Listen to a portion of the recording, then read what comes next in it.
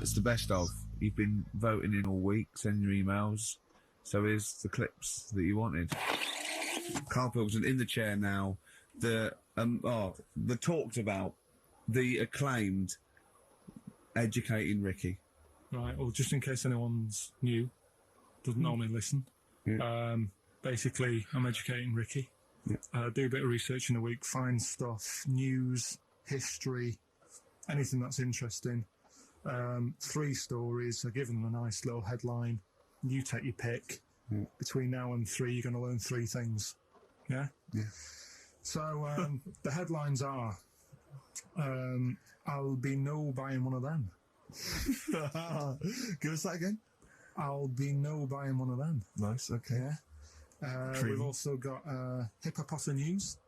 Okay. Okay. And can you believe it? Can you believe it?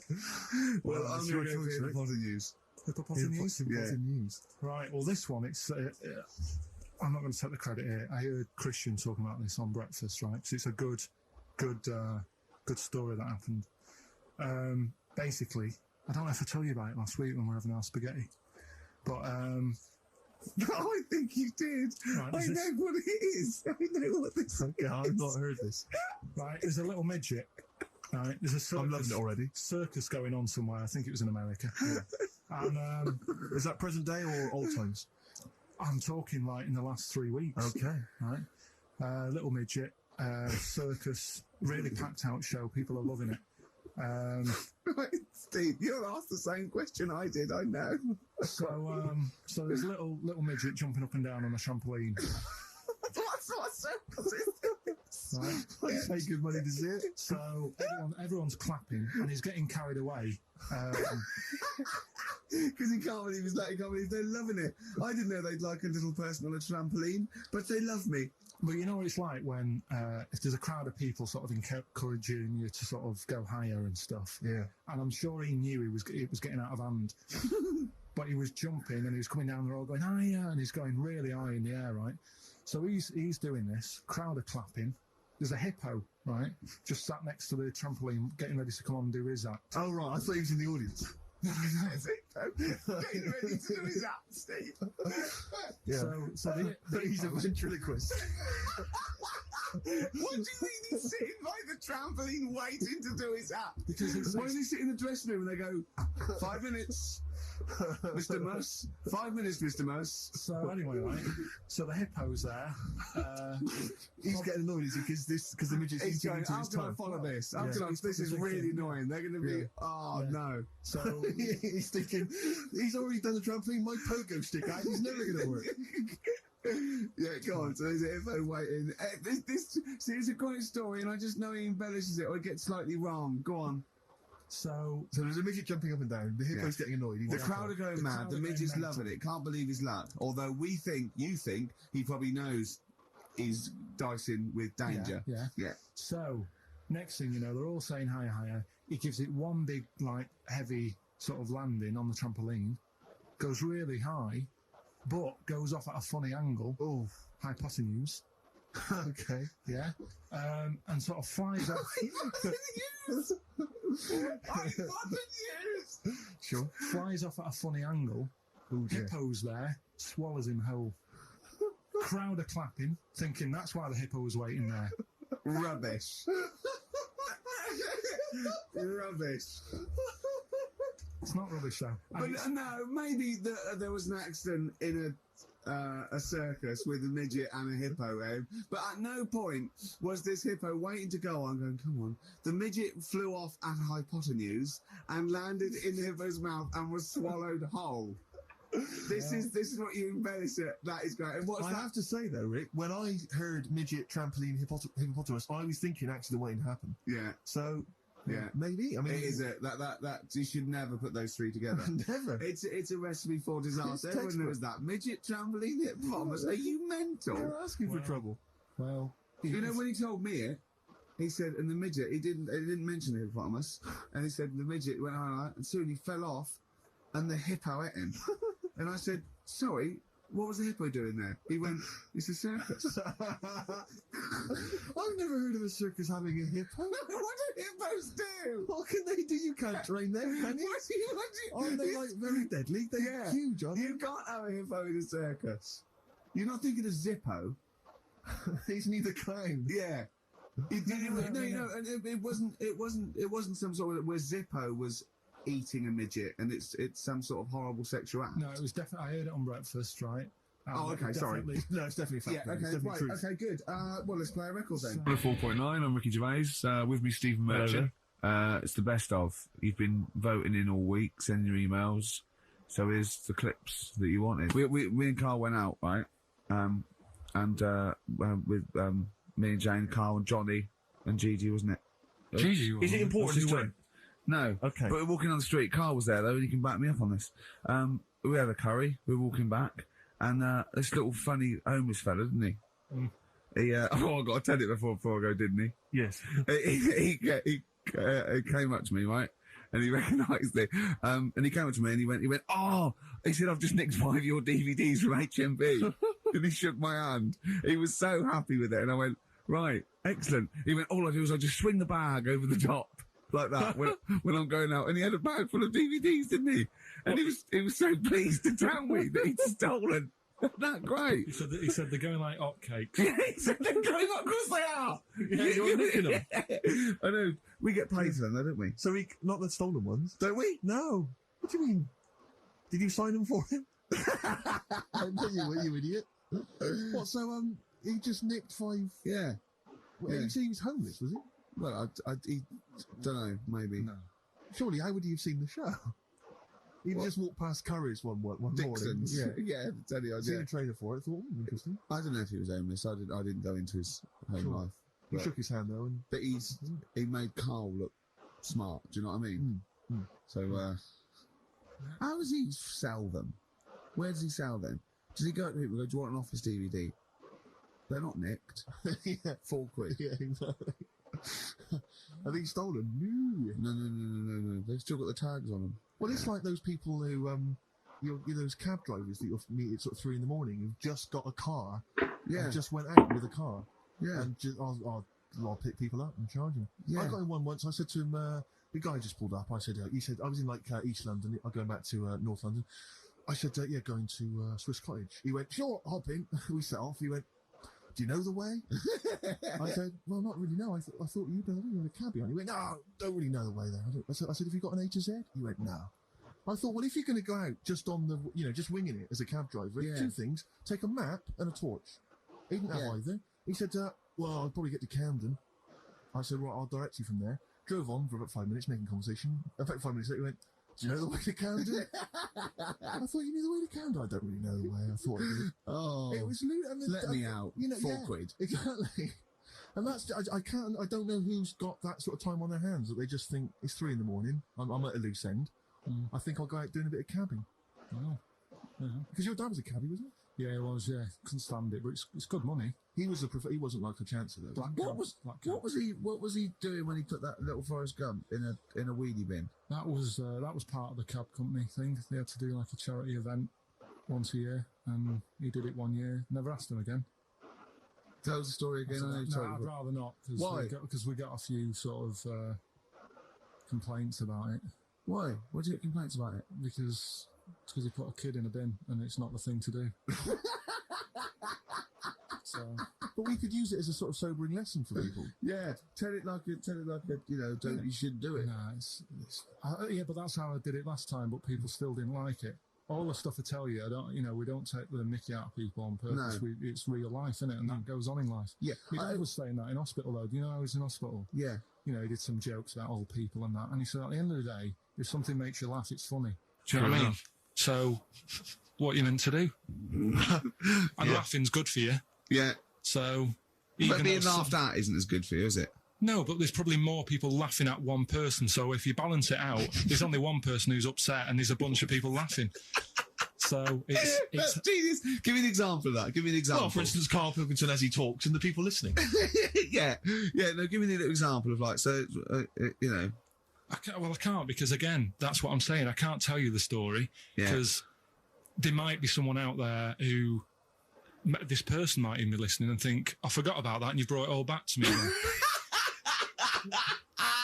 Yeah. So I'd prefer to leave it, but I think people know. Why did he put him in the bin in the first place? Because he was getting out of hand. What was he doing though? You see, I can't explain. You can't. Don't be silly. I prefer to leave it, honestly. What was he doing? Was he annoying him? He was annoying my dad and the other people in the cab. Right. And he thought, how can I deal with this before it gets too out of hand? Yeah. He pulled over and put the lad in a wheelie bin. I'm gonna pass. So we'll leave that.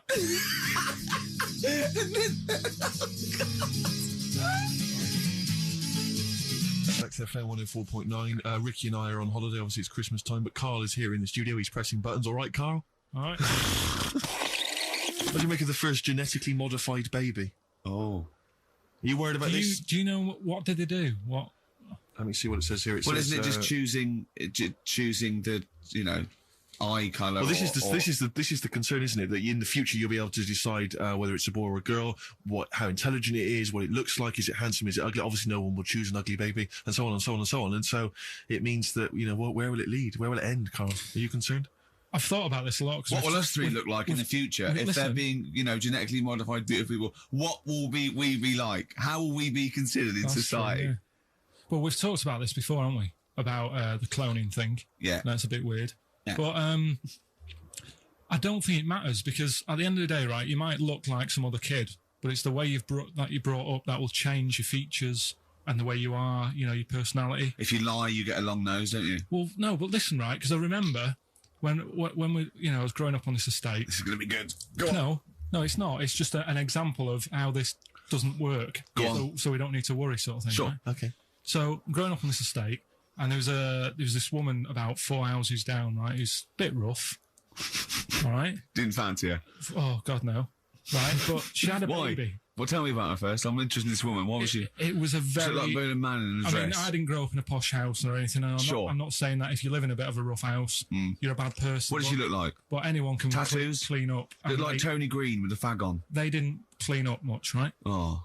Which, even if you've not got a lot of money, you can still try and make a place look nice. Yeah. Right? But she didn't. And a kid used to take a horse into the house. Sorry. Whoa, Neddy. What do you mean a kid used to take a horse into the house? Where did he get a horse? Must have nicked it from somewhere. Must have done. You seen a horse in it? No. What, is that from outside the saloon round the corner?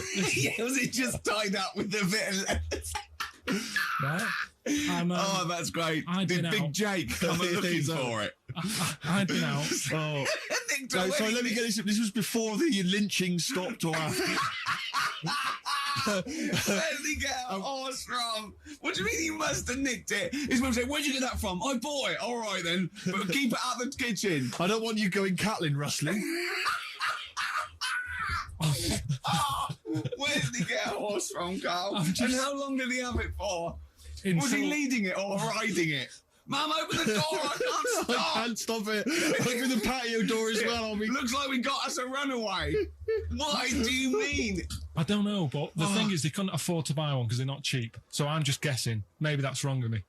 But I think... He had a horse? Yeah, right. So that's why the family didn't have any money. They'd spend it on the horse. No, I don't think, that's what I'm saying. I don't think they would have bought it. So anyway... Yeah, it's wise to whisper, Karl, in case they're listening. Yeah. And they could be in the room next door. It's not buying it, it's keeping it as well. Oh, so I was like in the car with my dad coming into the avenue, and you used to have to drive down it to turn round. And sort of go back to our house. You had the traditional method of transport. Yeah. And the horse was in the lounge, reading a paper, just like walking around. Oh God! What? And when I was doing, I tried to earn myself some money once by flogging little flowers in plastic cups. What? This is genius. It just keeps coming. What do you mean you're trying to flog little flowers? What do you mean? Well, Wait. Let's play a record. Let's play a record and come back to this, because this story's going to just unravel and unravel. It's going to go on for hours. Let's play a track, deeper Karl. and deeper. It's like an onion, isn't it? We've created a whole world here where there's a man living with a horse. Just walking around the I mean, lounge. I come from the West Country. I've never heard anything like that. I just think of a big sort of like orange carpet and it's got a rediffusion telly and this horse going, I'm fed up in here. Exactly. This is really... I am not taking the rubbish out again. Yeah. Right, play a record. Let's have Velvet Underground. We've got that lined up. Oh, yeah, the God. classic from the first album. I'm Waiting for the Man. Let's come back to the horse in a second. Little flowers in pots. What do you mean?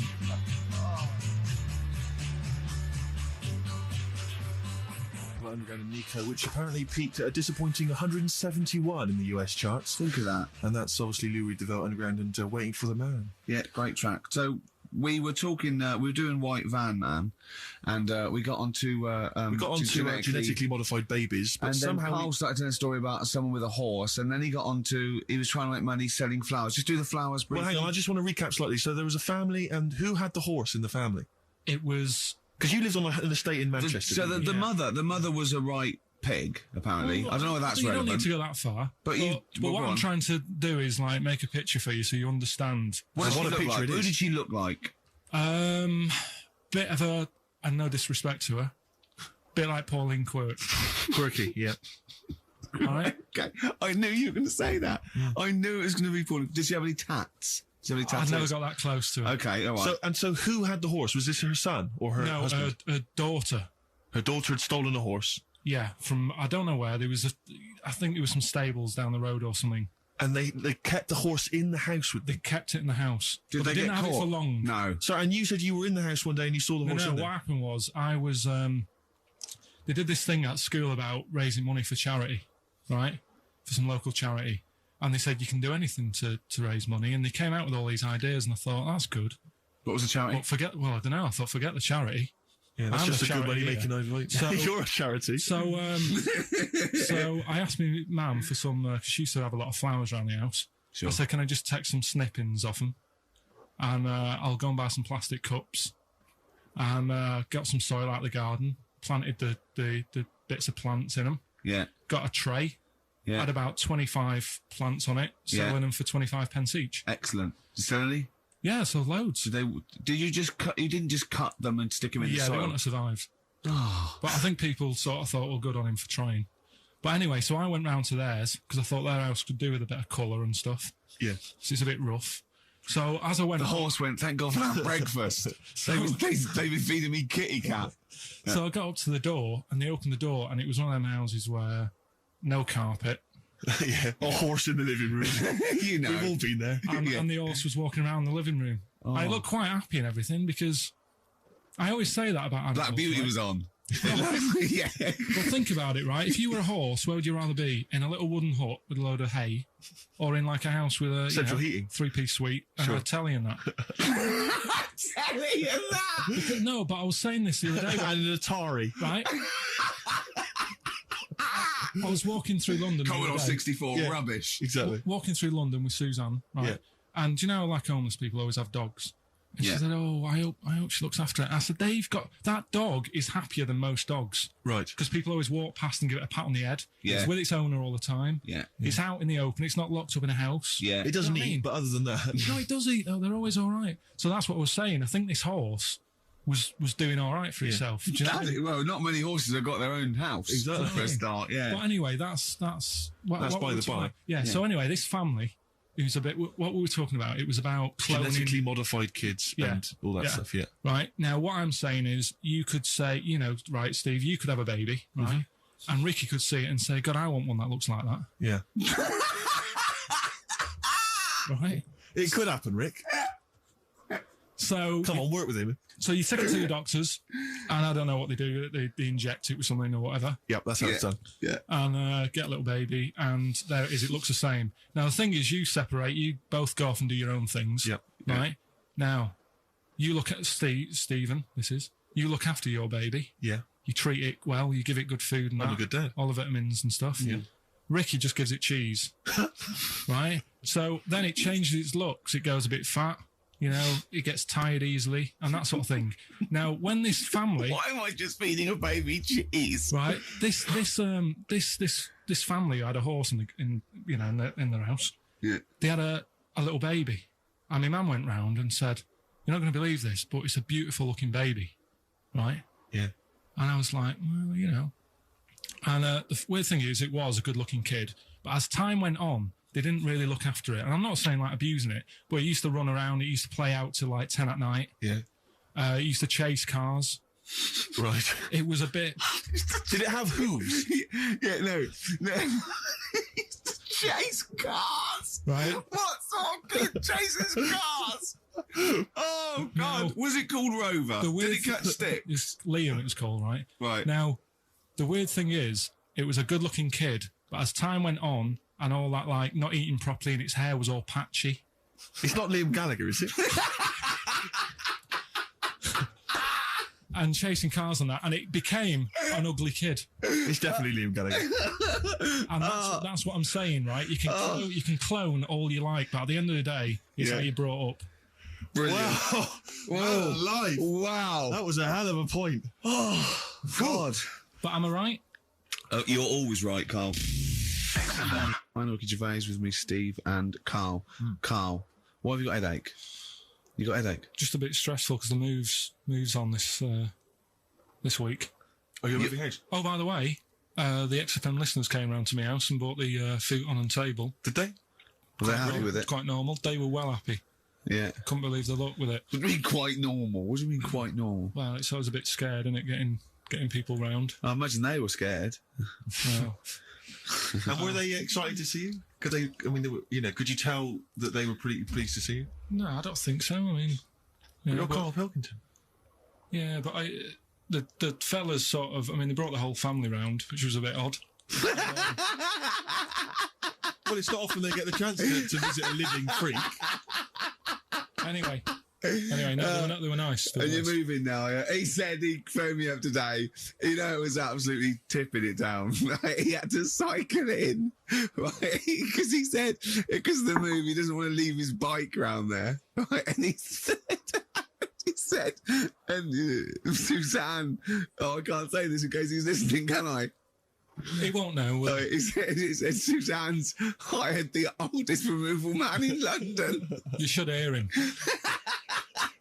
And the thing is, right, we booked him because everyone else happened to be booked out, but this fella's free, right? So he called up this morning. I've never spoke to him, but he was on the phone. He sounded about 90. Yeah. Carl thinks that he's going to have to do all the work. And the thing is, right, Cheap. it seems He to be only cheap. wanted some Werther originals. Yeah. Right, yeah. listen, it seemed to be cheap because it's £50 an hour. But how long is it going to take him? Yeah. Oh, that's So- genius. When's the move on then? When's the Oh, he's coming. He came round today to bring some empty boxes, and he was struggling with them.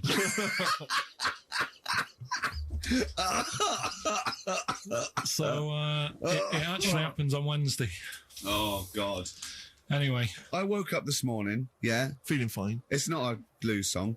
And I turned my phone on, and it was from Karl, and it went, "Forget it, I've made my mind up." And I thought, Wow. what is that? And I Forget phoned him. it. I've made my Yeah, mind. I went, "Karl, what is it?" He went, "Oh, no, it's about the text I sent you last night." I went, "Well, what was it? I just got this text." He went, I was just wondering. I was thinking last night. He said, supposing you had to have your hands removed, Sure. right? And the doctor said, well, you can either have them stay like that with stumps, or I can sew feet there. What would you have? And I was bleary-eyed, and I went, the stumps? He went, yeah. I went, all right? He went, yeah. And then And what that- was his follow-up text to that? And then I got the text, it was obviously before it, and it went, and it was like quite serious. What would you do if surgeon not doing your hands? Would you have stumps or the feet? Right? Now, the way, when I said he's made his mind up, and I went, the stumps, he went, yeah. I think secretly he decided on the feet, but was too embarrassed to tell me. there's a little bit of what would you do? Because But why did you think of this? Why did you think of this? girlfriend's How did this come away, about? right? Yeah, no, that's not why you start thinking bizarre I'll tell surgery you now, devices. right? I'll let you into my little mind, right? Last night, I had some beans on toast, right? because she was away. It's good already. She was away. She had some beans on toast. She Yeah. went wild. Yeah. Right. Now, I was stood up. I live on like on a high street, right? So I'm washing up. I'm looking out the window. First thing that had my attention is I can look into other people's flats, right? Yeah. And it was weird how all these different lives were going on. I was watching them, and everybody had the telly on and was watching Volcano, right, which was on last night. Right.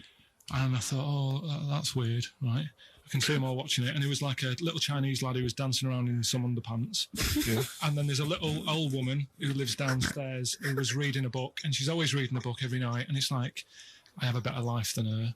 And then there's like some sort of bouncer who's always getting ready to go out late at night with all the black on. He looks like a bouncer. So I was watching all this life going on. I thought, Did you witness a murder while you were doing this? Yeah. it was like that sort of Sliver film where that bloke had loads of tellies watching people's lives.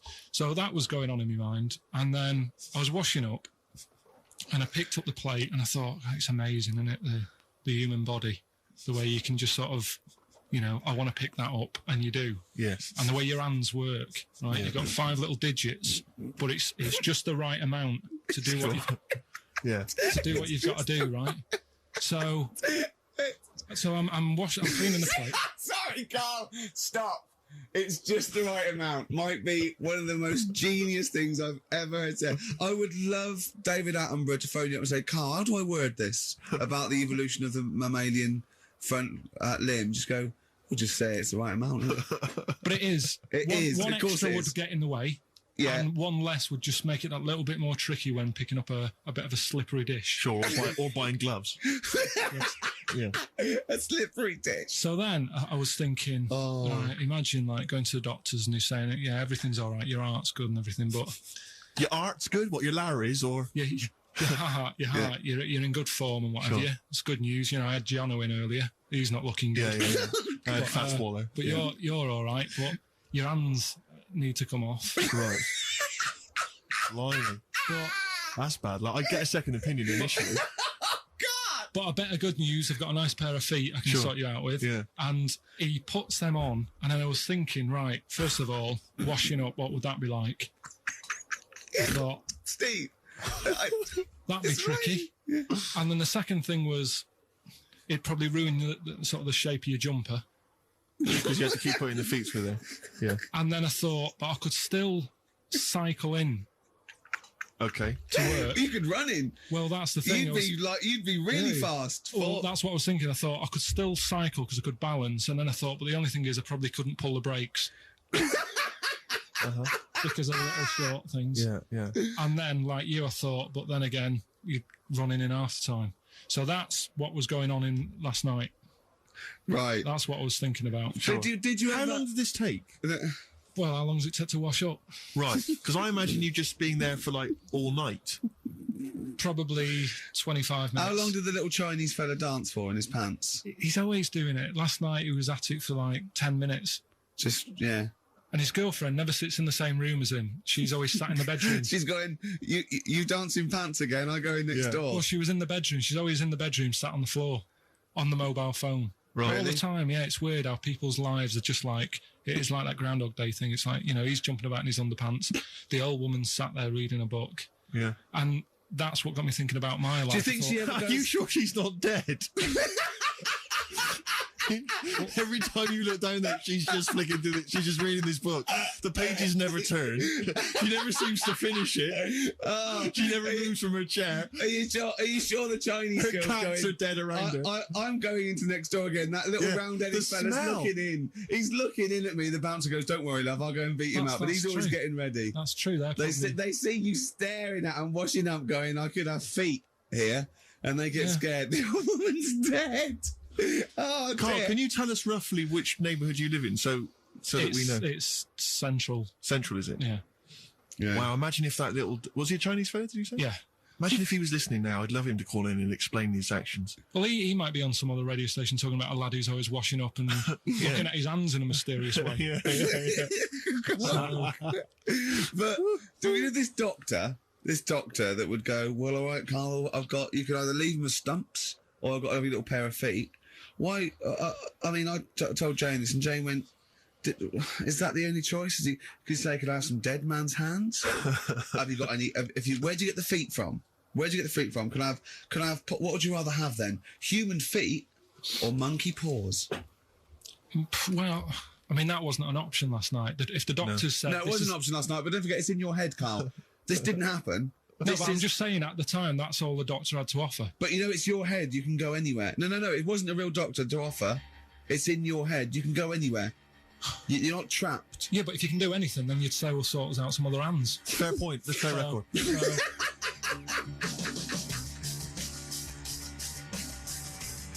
Hello.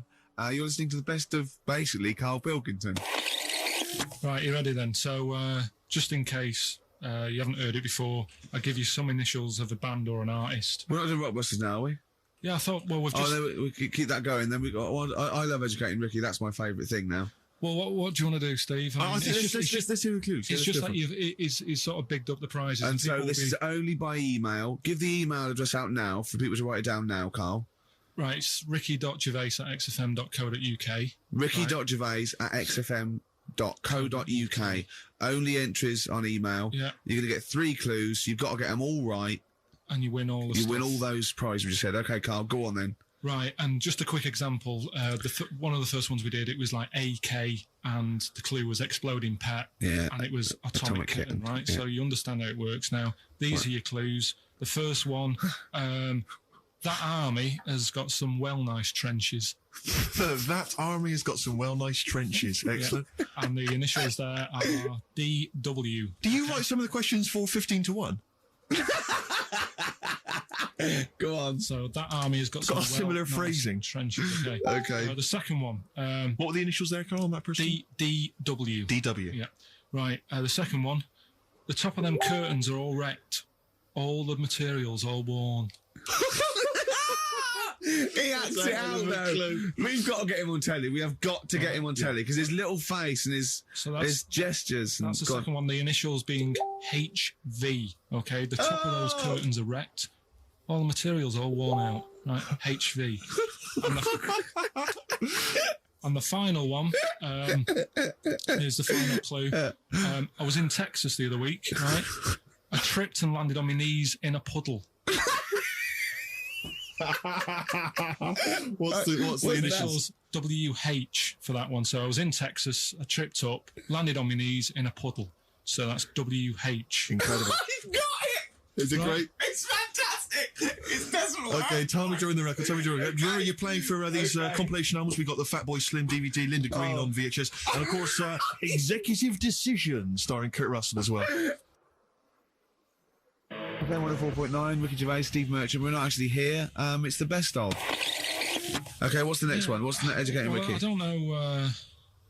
See, like I say, I was looking around and there's stuff that is interesting.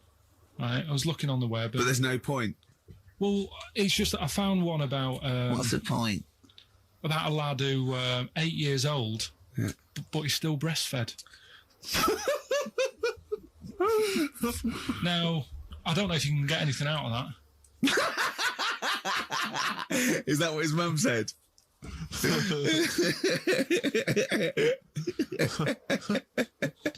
what do you mean I don't know if I can get anything out of that? You don't need to. No, it's just that, you know... Where did you read that? That was on the internet. Oh, well, yeah. You're always unspecific when you mention it. It's just it was on the internet. Well, I'm trying to think what I put in. I think I put in Y to see if I'd confuse a computer. And then, Karl, you are... No, honestly. I did a search, put in why, and it came up with funny things that, like, why is this person doing that? Why is that? And it had a picture of this 8-year-old lad, sort of, you know, on his mum's nipple. And it was saying, you know, is this healthy? You sure that wasn't asking you that question? What? I put in why? Just to confuse the computer. Like, we go, what do you mean? Yeah. Stop it. Yeah. Oh, look, yeah. Last week, I was walking home with him, and I went, he was saying something stupid, and I went, I've got a competition for next week. Let's do a phone-in, and it's called Karl Pilkington, Genius or Fool. Yeah. Right? And he went, no.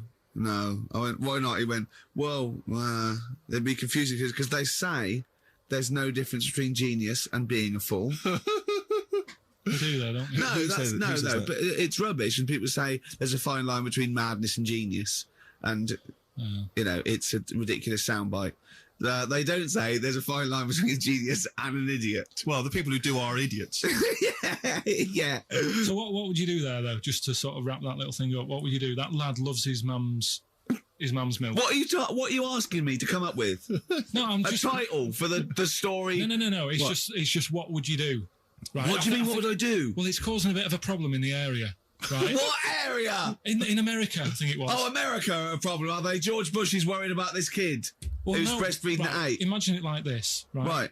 No, so, Carl, what are you asking me about this spurious story you saw on the I internet? saw on the internet, there's an 8-year-old lad, he likes his mum's milk, and it's saying, is this right? Should it No, be it's going not. on? But what What do you want Ricky to do about it? It's not his responsibility. yeah. No, but the little town that he lives in, they're all causing an uproar, right?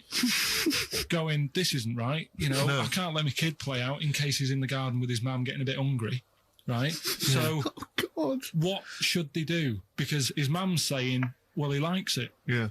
And he, you know, what do you do? I don't know the laws. No, but I'm not asking you to sort out the laws. I'm just saying, if you lived in that neighbourhood, what would you say? If you went up to him and said, look, everyone's getting a bit fed up with this, look. I'd say, what would I do? What do you mean, what would I do? what are you asking me? Right, it doesn't matter. No. What are you asking me? What are you asking me and Steve and the I'm public? just saying, say if you live next door to this woman, Yeah. right? The kid's hungry, 8 years old. He's out playing on his bike and he goes, Mum, I'm getting a bit peckish. And he goes, all right, son. She whops one out. And he starts having his milk, right? You live next door, you're putting your washing out and you see this going on. You're getting a bit sick of it because it's gone on for months. 8 years, I assume. Why is it your business?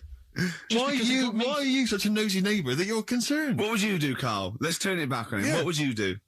What's your solution? What would you do? Well, I thought I'd say, right, why are you doing this? And she'd say, because he likes it. And I go, all right then, put it in a bowl first. And you think that would sort that out? No, because I was thinking about the whole thing, right? And you do that when you're a baby and everything's all right, innit? Yeah. No one bats an eyelid at a little baby having a bit of milk from its mum's breast, right? Yeah. You'd almost say it was natural. But you grow out of it. It's like you don't see. It got me thinking about things you don't see. And you don't see. Did you put this into a computer? Show me things you don't see. What else don't you see? Well, you don't see, like, an old man having a Twix. You never... So what? No. You know the terrible thing about all this, Steve, is he's right. You don't see it on No, I know that's the terrible thing. So what they have got, right, they've made old man toffees, haven't they? They've come up with Werther's. Is that a song? Oh God! You don't see it. So they've got their Werther's, right? Yeah. So, look at him. You Forget think he's it. giving a lecture at Oxford? It's not going anywhere. No, go on. Sorry. Go on. I'm just saying.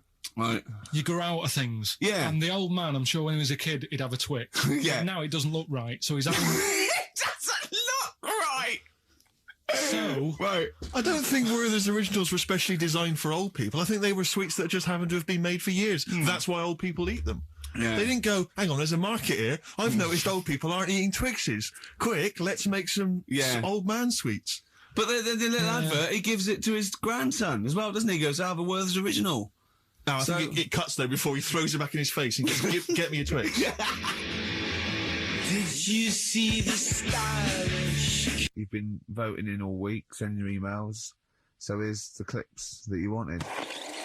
You've got a real problem with Rick Wallow, haven't you? He turns my stomach. I know, but don't... Because he's arrogant as well, though. Exactly. That's the problem. Don't explain to people that... No, he is a bit arrogant. It's his whole thing, that it's the whole package, so to speak, that you don't Well, there's another thing in this quote, because it's not just the fact that he eats too much. He tried, apparently, to lose some weight, and he said, the first month I lost 11 pounds, the next I lost a stone, but in the third my body did somersaults and I put on 9 pounds. I had a slip up. I can't say when, why, or how, but it just sneaked up on me. Yeah. I don't believe it. Yeah. Don't believe it just sneaked up on That him. body's never done a somersault No. in its life. No, it just sneaked up on him. Me, yeah.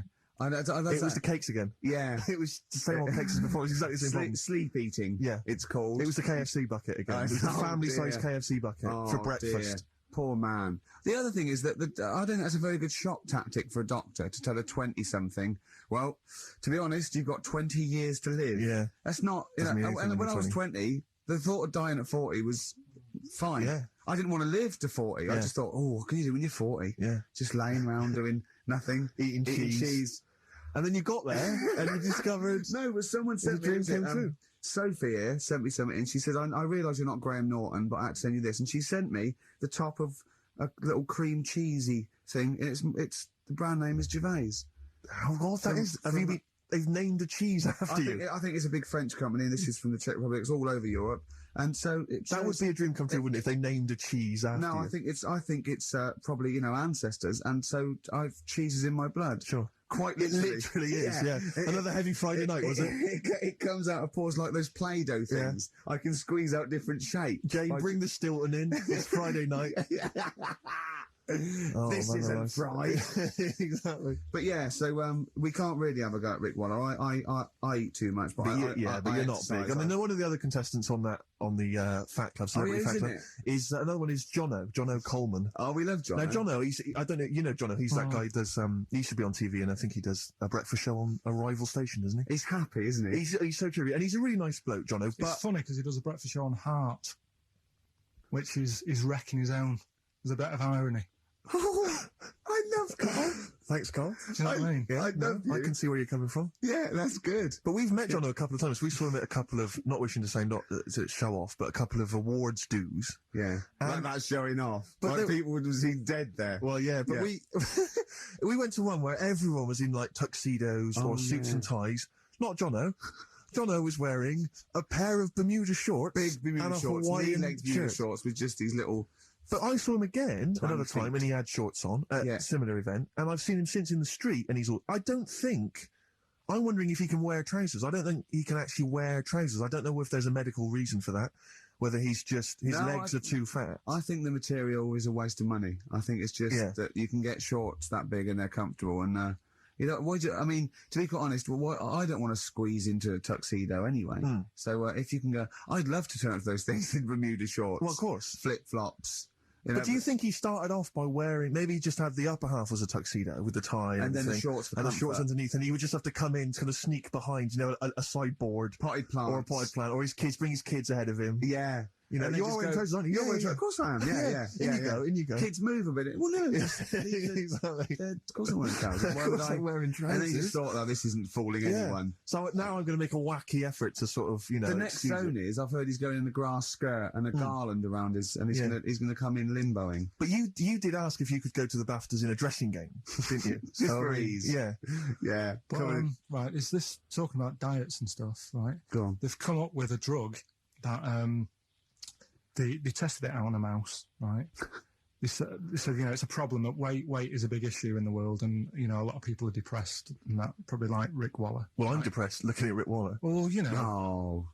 I mean, you could sort out Rick by, you know, Jono is an old man, he's got loads of money. He's not old. No, but he's getting on a bit, right? He's about No, but hang on a minute. What I mean is he does his own shopping, right? So I bet it's hard. What do you mean? Because he's like, how old is he? 35. Right, he's got loads of money. He does his own shopping. So when he goes to the supermarket and he passes, you know, the sponge cake section, it must be tough when you've got loads of money to burn. That you go, oh, just one more. Yeah. One more.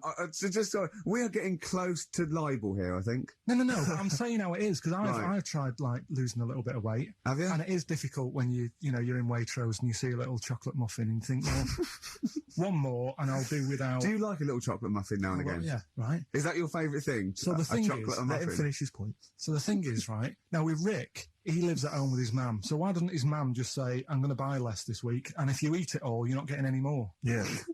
That sort that. Does out. he live a sharp shot? I bet he does. I bet he does. So you don't actually know if this is true or not. No, but anyway, right? So this drug they've come up with, They've tested this on mice, haven't they? No, I'm worried if they haven't tested it on mice. Because Thank God for that. It's definitely been tested on mice. Definitely. They fed a mouse a load of cake, Yeah. right? And it went a little bit chubby, and he said, right, stop a minute. And then they gave it this drug that makes you lose weight. Yeah. And its weight went down, but the only bad side effect was its eyes were popping out. Well, that seems to be fine then. Let's give it to Jono. There doesn't seem to be any problem. Oh, Rick should get some of that. Yes, truth, Doc, look at these. Oh, Jesus, Jono, your eyes are popping out. That happened to the mice. Sorry? That happened to the mice. But what do you mean? That's the option. What do you mean that's the option? So I love the fact that your choice is either be like a fat, happy man who has the odd sponge cake or a stick man with eyes on stalks. I mean, Steve's chosen that. All right, calm down. Oh, I sorry, thought we were mate. slagging off Rick Waller and Sorry, fat mate. people. Sorry, Let's mate. have a go at the fat people before we start on me, Rick. Yeah, no, I didn't. I Do you know what I mean? It's like... Yeah. Because I got some issues, body issues. I know. But Rick Waller's grotesque, you know. Yeah, sorry I'm about just that. a little bit weird. I mean, do you know what I mean? Yeah, should we play a song? And Well, I'm sort just a little bit offended. All right, XFM 104.9, Ricky Gervais, Steve Merchant, Karl Pilkington, not here. It's the best of. You've been voting in all week, sending your emails. So here's the clips that you wanted. So let's take us back a few steps, Karl. What's the story? Right, so I did some research. Right. Let's just recap again. There was a guy you read about who had his head chopped off. He was guillotined. Yeah. He had said to the people around him, Count my I am going blinks. to blink once I've had my head cut off to So show the brain that life can still... or the brain Yeah. can continue to work after Yeah. death.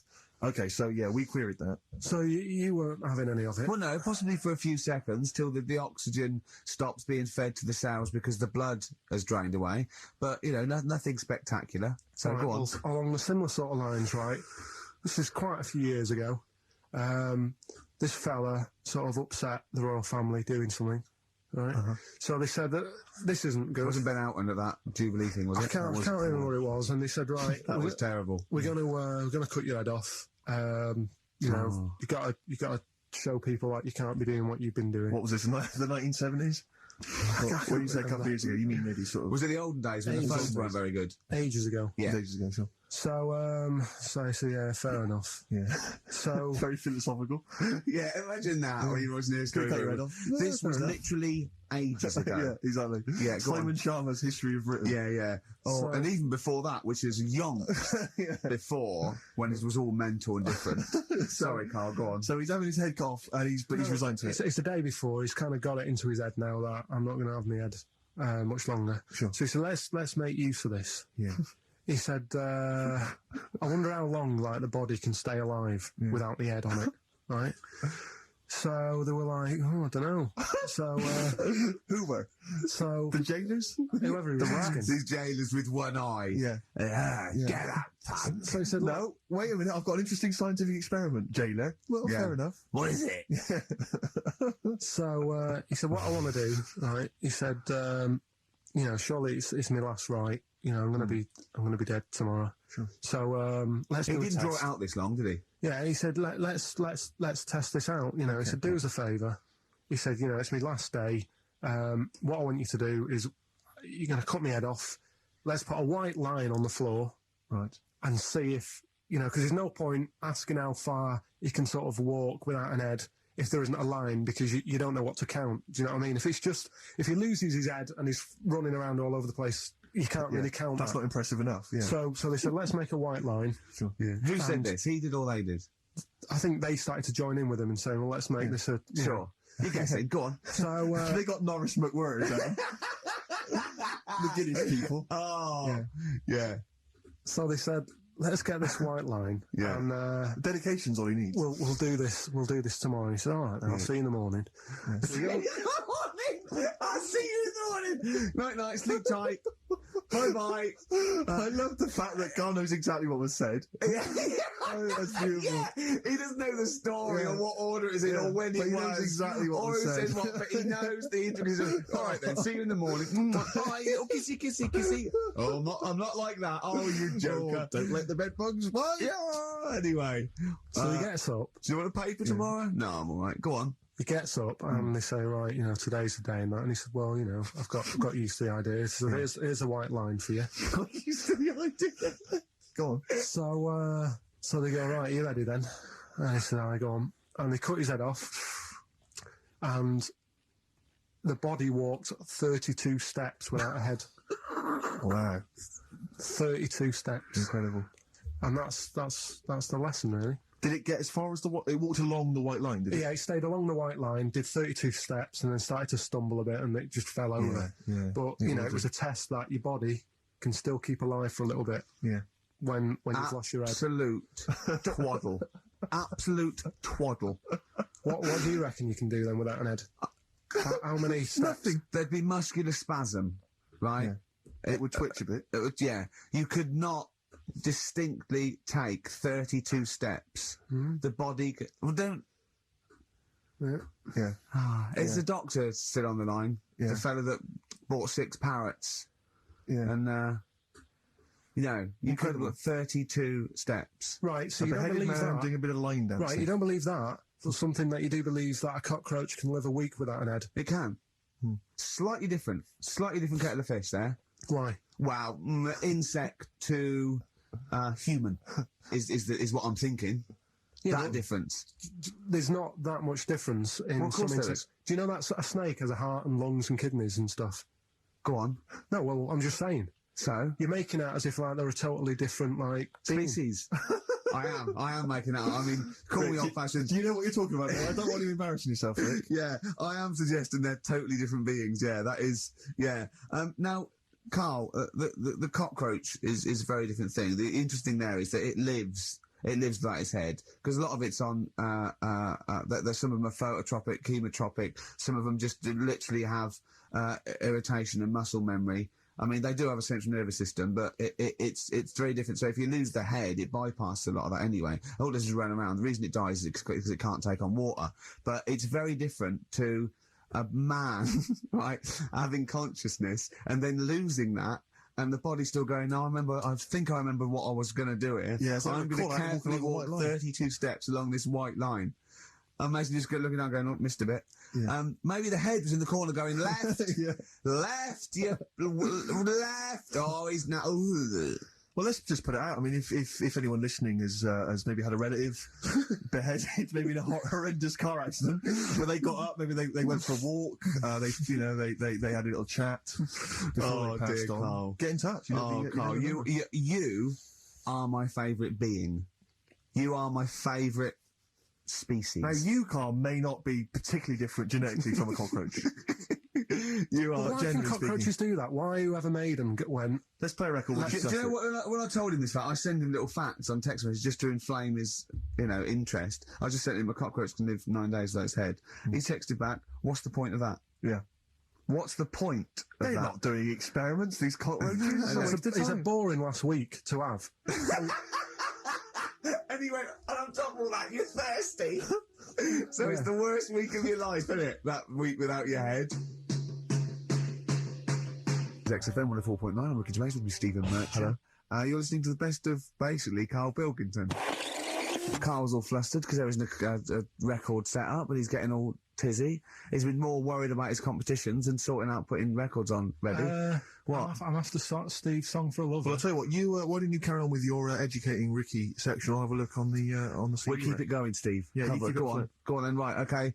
We've had a few emails. Anyone got it right, Karl? Educating Ricky, that's the final one. We've got to get that out of the way. We've got to get Rockbusters as well, though. We can do that at the end. We can Go on then. But we've only got 5 minutes left. Come on, just do Educating Ricky. Right. God. The last one that we haven't done is he's a bit of a nuisance. Go on then. Again, not really that interesting. Thanks. No, again, I spoke to you in a week, and I had much better things, like when I tell you about Brian Blessed climbing Everest, and for some reason it made him, it played havoc with his belly, and he followed through, and he had to clean up. Shut himself? Yeah, using ice and snow. Why are you telling me that Brian Blessed... in what way is telling me that Brian Blessed shit himself once in any way educational? Because I was saying how he was climbing Everest, right? Right. I give it to him. He's an actor and that, but he gave that a go. Yeah. Right. He played. What's the point of that? You'd say, wouldn't you? You'd say, God, he's He's so he's all right. Me doing a boxing match for no reason is rubbish, but him climbing Everest and shitting himself, yeah, he did that. is commendable. Right, and he's only going to go and do it again. He's going to climb it again. Yeah, but he might not shit himself this time. Yeah, what's the point in going? Nothing's changed up there. Yeah, good point. Yeah, What's it been? well, it has. They've probably cleared it out by now. Like, but it's slip on it. I can't really bother telling you this one because. Come on, to be just honest, do it. Or do it now. Steve, how we doing? Look, no, never mind that. Look, just tell me what that means. Oh, he's a nuisance. Oh, this is so annoying, Carl. I'm going to go mental. Right, talk. Right, listen, I'm just putting this in here, right? Right, nuisance is a bit of a nuisance. Yeah. Apparently, the old fella who used to hang people. 1700s? Yeah. He used to be able to tell somebody's weight just by looking at them. Right? That's a bit of a bonus fact. We'll be the judge of that. The thing that I wanted to tell you is money for old rope. Do you know what I'm saying? I can't even be bothered. Yes, you're going to tell me now. Come on, Carl. Right, I mean it. Basically, money for old rope came from the... Right. What was all that about? He can tell someone's weight. What was that bonus for? fact. And blind blessed shitting himself. What are you... What? No, tell me that now. You nearly made me swear then. I'm getting really annoyed. I'm getting really annoyed now. Tell me this fact, Carl, or I'm going to go mental. Come on, Carl, time's running out. Not that people years ago, when people used to be hung, right? Right. If you didn't like the person who's been hung, you'd go, God, I really don't like him. And so you never forget the time. Presumably if they're being hung, we take that as read. Yeah. So they never forget afterwards to get the hangman to get the rope and to cut it up into little pieces, and he'd sell them. He'd sell the little pieces of the rope to people. See, Carl, that's the most interesting thing, if it's true, that you've come up with. Right, okay. And so so they sell the rope? They sell the rope, and it's money for old rope. Money for old rope. Meaning, like, God, it's easy to make money. That all I have to do is cut it up and sell it. Yeah. I'm cynical. I'm not so convinced listen, now. we're really tight. We haven't even got time for a last joke. We've got an ad break and we've got to give out... Okay, give the answers then. This is ridiculous. So, Come on. do you want to pick a winner? I've got a winner when you give us the answers. Okay, so the first clue was that army has got some nice trenches. Yeah. That was DW. Who's that? Dandy Warhols. That's brilliant. That's brilliant. All right. That's good, yeah. The second one, the top of them curtains are wrecked, all the material is worn. Yeah. HV, that's Holly Valance. Oh, he got a phone call for what was saying, I haven't heard it, and he was talking to her off air, and she went, what is it? Someone says, them curtains. She went, all right. He said, you know the thing around the top of the curtain is a palmet, not a valance, and he went, cut her off. Yeah, but my auntie's always making balances on everything. I'll tell you about that next week. Right? I'm looking forward to that. Right. Is this the one that farted for 5 minutes? Yeah, the very same. Yeah. Right? So we'll talk about that. I was in Texas. I tripped up. I landed on my knees in a puddle. WH. Yeah. Wet knee Houston.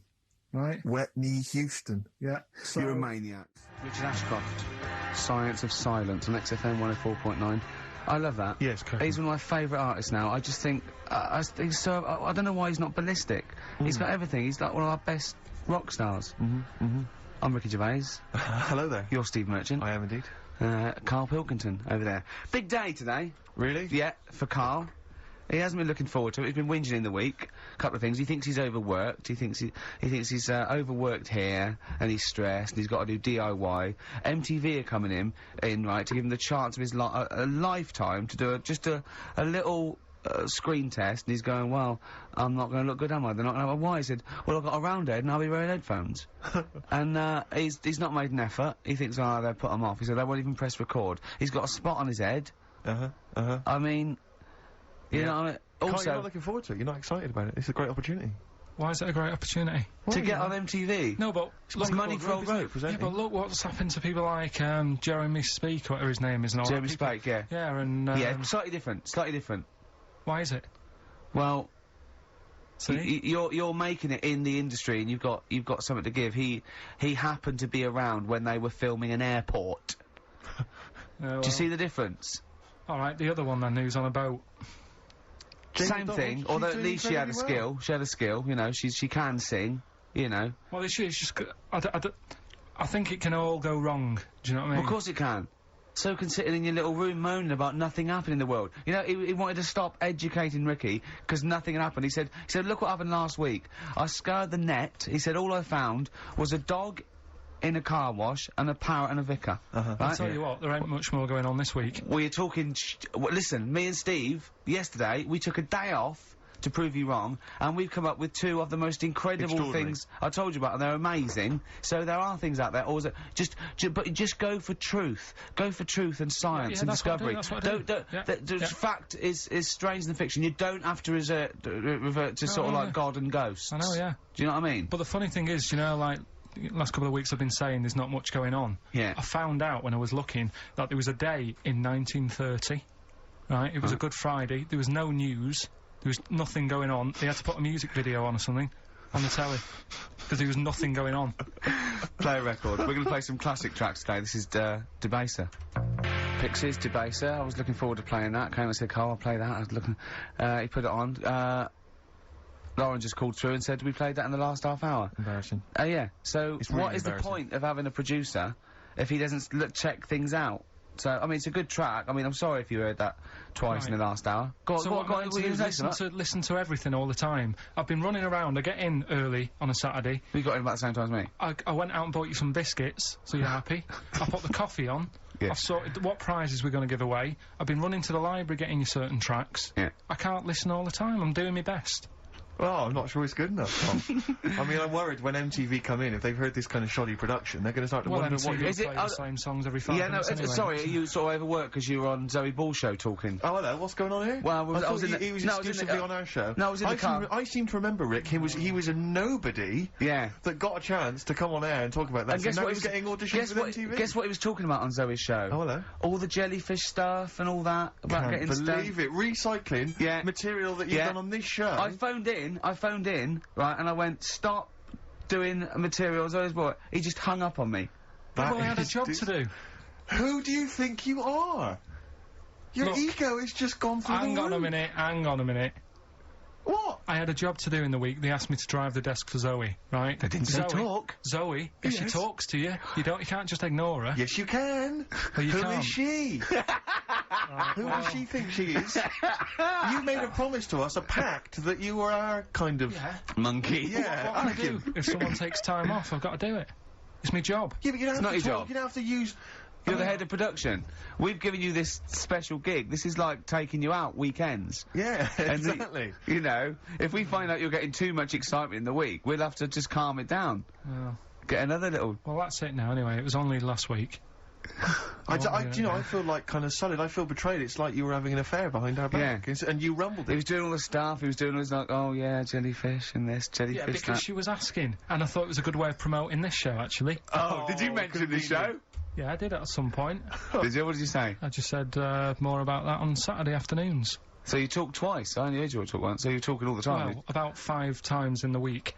In the full week. 5 times. Deary Right. me. And one, it was just stuff. You that could they never do. be a monk, could you? Chatting away all the Well. time. Right, what have we got? I blame Ball as well, to be honest. I feel Ball's slightly responsible for it. Yeah. She can't find her own, Gibbon to get on the show. She Yeah. can't find her own kind of, loser, then don't start stealing ours. Outrageous. Well, coming up, right, Yeah. we've got Maybe all- we'll get Fat Boy Slim in Indeed. next Yeah. Saturday. If you're listening, Slim, Yeah. come in on the show. What's his name? Ernie or something? What's his name? Norman. Norman. Oh, yeah. Right. Ernie! Yeah. I don't know. Oh, that's great, Ernie Ball. Yeah. Oh, he Ernie- wouldn't change Ernie his name. Cook. Ernie Cook, that's it, yeah. Right. That's great. Anyway, Go coming on. up today, we have got Educating Ricky. Right, Yeah. okay. Is this the last one? You've promised it might be. I believe there's a book out that might help me with this feature, so Okay. we'll see how it goes. I was thinking of new features in the week. I've got, what did they come up with? I wanted to do Celebrity Fact Club. Celebrity Fact Club. All right. That's, I've just got to get some celebrities in first, before we can kick that off, so maybe in the new year. Oh, Ball and maybe Cook. Zoe Ball, yeah. Ball and Cook. Yeah, Start yeah, off. Maybe, right? And I've also got, Cook and Ball stories. yeah. That's nice. Good one. Cheers. Thanks, Karl. Maybe you could sell that to Zoe Show. And I'm also thinking Through the Ricky Hole. Through the Ricky Hole, okay. What's that? That's, I'm quite... No, you just got the title again, haven't you? Yeah. Okay, play record. So, Rockbusters coming up as well. Yeah. Right? Yeah. Wu-Tang Clan, Gravel Pit on XFM 104.9. We're playing some great music today. Yeah, Rick. I wonder if we should maybe, it's getting towards Christmas, to think about others. Should we dedicate the show to all the people in the world who maybe are less privileged and less fortunate than us? No. No? Okay. Have you to do the prizes for the Prizes? Okay. Alright, so screw those who are less fortunate, is what TV's Ricky Gervais thinks. Rick, I know you're a big fan of the likes of Bryan Adams, Robert Palmer, Alien Ant Farm, and obviously ZZ Top. Yeah.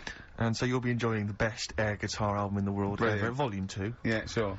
Fantastic. Well, Volume 1 wasn't enough. There wasn't enough. Exactly. Again, we've seemed to be able to give one of these away every week. Are you just not sending these out? I mean, these are the same prizes we started this game with, I think, a couple of weeks back. Are you just not sending the prizes out? Yeah, but I want to give, like, more people a chance, because if 1 week they listen in and think, God, I wouldn't mind winning that. Sure. If you've got more copies of it, they'll go, well, I'll listen next week. Okay. Yeah? Brilliant. Yeah. So again, this is one of those, the best songs you've heard on an advert ever albums. Mainly mobile phones? Mainly mobile phone adverts, yeah. Although there is the Smash Mouth one, which was used in the Ford Fiesta TV. Oh, yeah. Walking on the sun or something. I forget what it was. The Smashing Pumpkins album that we've given away in the past again. Yeah. I've got a bulk order of those that can't shift them. Wild Weather. I don't know who's interested in this. This is a double box set VHS of different weather. That's amazing. Yeah, there's That is two amazing. cassette tapes there. It's presented How long by is that? Donna McIntyre. It's a thrilling trip with the most exciting forces of our wild and turbulent world. So I'm Clouds, right in weather, saying storms. it's a double VHS Stuff like video tornadoes set and that. of different weather. Yes. Brilliant. Yeah, no, it includes the fastest winds, the Oh, hottest you're joking. desert, and the biggest rain machine on the planet. That's on there. I think you have to. God. I wonder if I hope they're bringing out another box set, Soil. Yeah, absolutely. Just goes through different mud. And this you may be of interest. I've read good reviews of the DVD of this. It's a 2-disc set. The Wicker Man, the classic 70s great film, film, but yeah. it's got a bunch of extras That in is there. actually quite a that's good actually film. worth having. I would probably throw the rest away. But or the palm Wicker that Man, off get the someone on at DVD, Christmas. and it's quite very interesting. Yeah, but you'll enjoy that. So what what this Rockbusters, is it? Oh, that's for Rockbusters. Brilliant. Well, I say get the ball rolling now. What, of Rockbusters? Yeah, get the ball I don't rolling. know. I mean, tease them, Rick. Don't sort of spunk all the good stuff early on. I mean, Well, that's dynamite. you can say spunk. I can't. Go on. Well, we've got, actually, it's quite good moving it about, because we might have some new listeners here. Yeah. I wouldn't have thought so. Yeah. Not after last week. No. Right, okay, so if you haven't heard it before, I'll give you some initials. It's like initials of an artist or of a It's band. Blockbusters. And a cryptic clue to who the band is. There's 2 easy ones, 1 difficult one. First one is, That'll Never Get Off the Ground. Right. Yeah? That'll Never Get Off the Ground. That'll Never Get Off the Ground is the clue. Not and LZ. The initials are LZ. You are joking. 2 easy ones. Right. First, yeah? Okay. Right, and then you've got, that woman's got her husband's gloves and a pair of her own. Right? Say it again. That woman has got a pair of her husband's gloves and she's got a pair of her own. That's HH. Right? It's a bit of a difficult one. And then the last one, you'll get a right load of bacon off them. Right? You'll get what? A right load of bacon off them. That's L. L. Yeah, so once You'll again, get a very right quickly, load of bacon off of them. you'll get a right load of bacon off them. So first one, That'll Never Get Off the Ground, LZ. That woman has got her husband's gloves and she's got a pair of her own. That's HH. Brilliant. And you'll get a right load of bacon off them. That's L. And it's So, an email-only competition. Email only, ricky.gervais@xfm.co.uk, and we pick a winner before the end. So, And you can win all that stuff. Win at Wicker Man. the weather. Best of video. the weather. The best of the weather. That would be amazing. The best of the weather. As a compilation, Channel 4. Exactly. That'd be- Winds light to variable. I love 1976 Remember this weather. one from August 1979? Warm, isn't it? Oh, this is warm, isn't it? Oh, Best of the Karl. weather. I'll tell you what. You remember how we always played, like, great music usually. I'm up You've in not it. got another. You've not got another one, have you? You're Yeah, not I'm gonna gonna do it. that again this week, Yeah. This is David Bowie driving Saturday. Oh, you've done it again. What? I'm in the same problem. I know, beating a biscuit. Yeah. David Bowie driving Saturday. That's a great track, isn't it? A crash course for the ravers, eh? That's what this show is, isn't it, Karl? Crash course for the ravers. They tune and they go, wow, that's so cool. I wish I was like Karl Pilkington. You reckon? Yeah, definitely. You've got to read your mum's clues out, didn't you? Yeah, she's... These are just for fun only. This is Karl's mum. She listened 1 week, and now she sends him a little example of Rockbusters every week. She's got, what did she send? This group would go well with your Christmas dinner. Cranberries? Yeah. They make a few good cupboards. They make a few good cupboards. Yeah. The carpenters. Carpenters. I was thinking of EMF. What else? I was thinking B&Q. The B&Qs. This group thinks of lots of things. This group thinks of lots of things. Yeah. Go on. Imagination. I think they're the best ones. Yeah, Well, if they're the best ones, let's hear the others. obviously we want the worst ones then. Here's one more.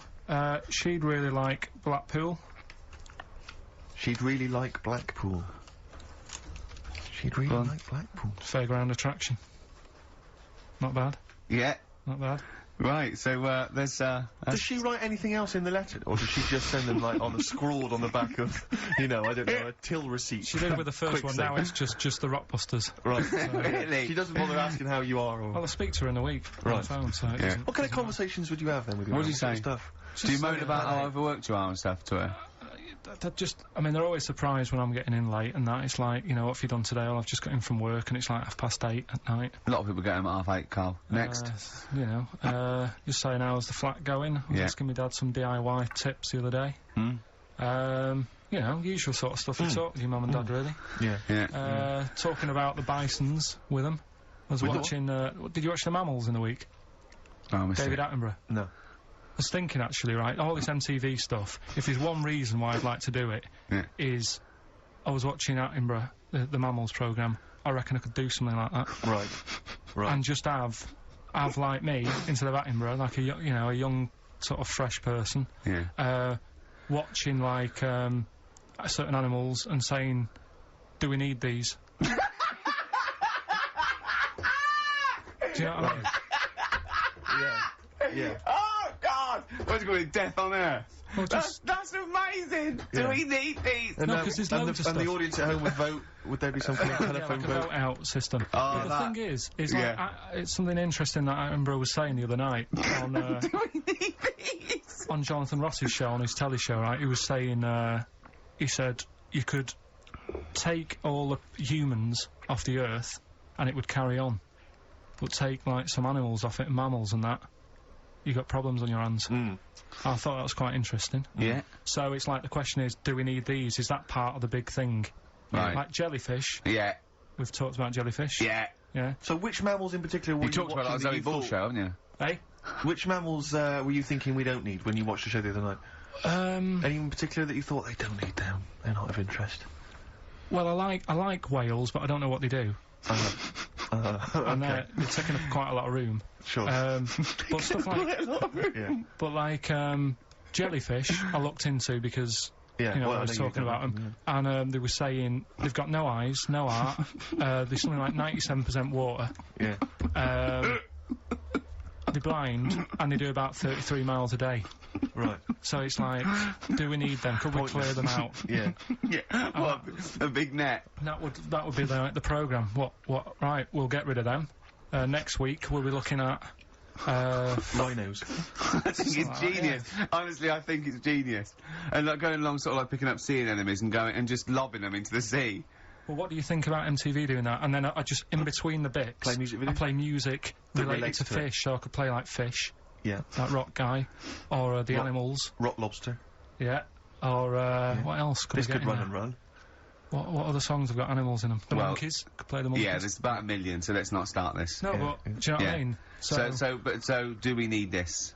So MTV Carpet- flies you around the world And to you- the most incredible exotic locations. You sort of climb up a tree or whatever next to, I don't know what lives up a tree, some kind of rare parrot. You say, look at Sloth. that, it's colourful, Sloth. it's Oh, interesting. you like sloths, don't you? No, they just live up trees, but I'd say, do we need them?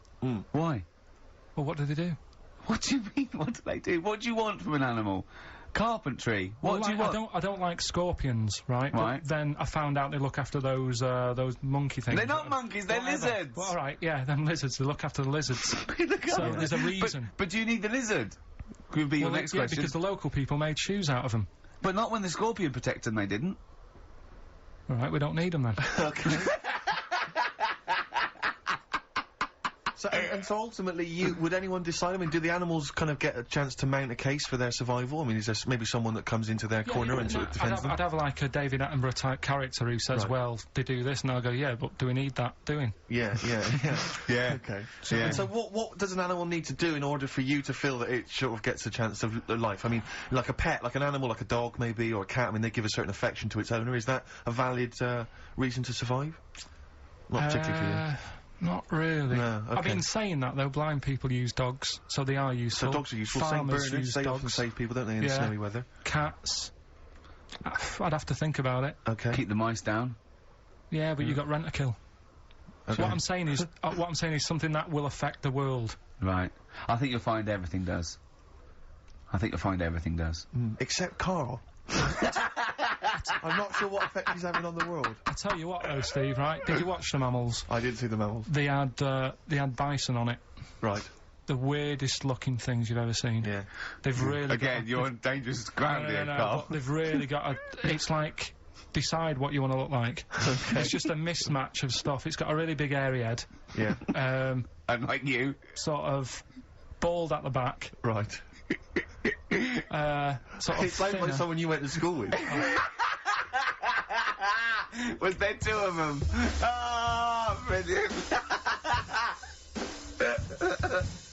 From the album Original Pirate Material, it's obviously The Streets, and an album track from that, It's Too Late. Fantastic, isn't it? Yeah, I know everyone's raving about it being, you know, one of the albums of the year, but it is, I think. it's great. That's brilliant. I love the backing as well. It's just so good. The lyrics, the things you go, they're my favourite band of the year. Next week then, we'll do all our favourite songs of the year, shall we? No, I think it's got to be 2 weeks' time, hasn't Oh, it? 2 weeks, is it? Yeah, we'll do I'm the away Christmas. next week as well. What do you mean you're away next week? What are you doing? Zoe Ball show? I'm going up north again. Why? So Claire's going to be here with you. Okay. Yeah, at least What are you doing up north? she does her job. Just Suzanne's dad's birthday. So I bet he's a party animal. I've heard that they really kick off, don't they? Is it? Yeah. When? so You gonna be raving? can't concentrate now. Oh, well, he's all stressed because the lady from MTV's here. She's going to film his little face. So the what- the things he said in the week, he was so worried. He's got worried about the spot on his head. That won't come out. Just that, so you got your best side. He's on that side. That's all right. Oh, yeah. The camera's out. Look, he's getting nervous now. Okay, Karl. Ignore the camera. Okay, just ignore the camera. Okay. Now, me and Steve have done our research for you, and we've got two amazing things to tell you. What should I tell them first, about the baby or the... Well, they're crab? both equally fascinating, so you choose. I'll tell you the crab thing first, right? Steve actually saw this thing in The Guardian the week about our research thing, and then we looked it up, we looked into it on Friday, and it is incredible. Right, listen to this. There's a thing in a bay in New England, right, where it's like the biggest, they make silicon chips and stuff for computers, right? And because of the data protection thing, after they've done them, because they have to destroy the plates, right, well, the information's sort of put onto them, but there's still flakes of silicon. They sort of grind it down straight away, and some of the flakes got into the bay, okay, but some of the information's still on even the slight granules of silicon. Anyway, gets in the water, and silicon is rather like a carbon derivative. They reckon if there'd been life on another planet that wasn't carbon-based, it'd be silicon-based. Because that's simple sugars and it's just COH and that, and it can work with silicon, right? Anyway, the crabs have been taken up, it's down in the water, and they looked out on the beach, and over years the crabs had started sort of putting themselves in formations, like geometric format, and they couldn't work out why they were doing this. And when they put them in the experiment, they sort of like chopped them up, and they found they'd taken on silicon. And it had sort of got into their brain, and they were downloading information.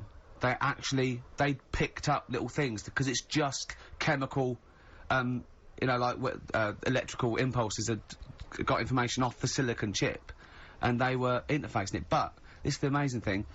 One bloke sort of thought of this, and he thought, well, if it's a simple computer with a brain, if it's just a simple sort of electrical thing, then maybe there's sort of, you know, we could get it down. So what they did is they made a thing called a biointerface, and they put it into the crab's brain, just a really simple brain, so it's measured en garde, right?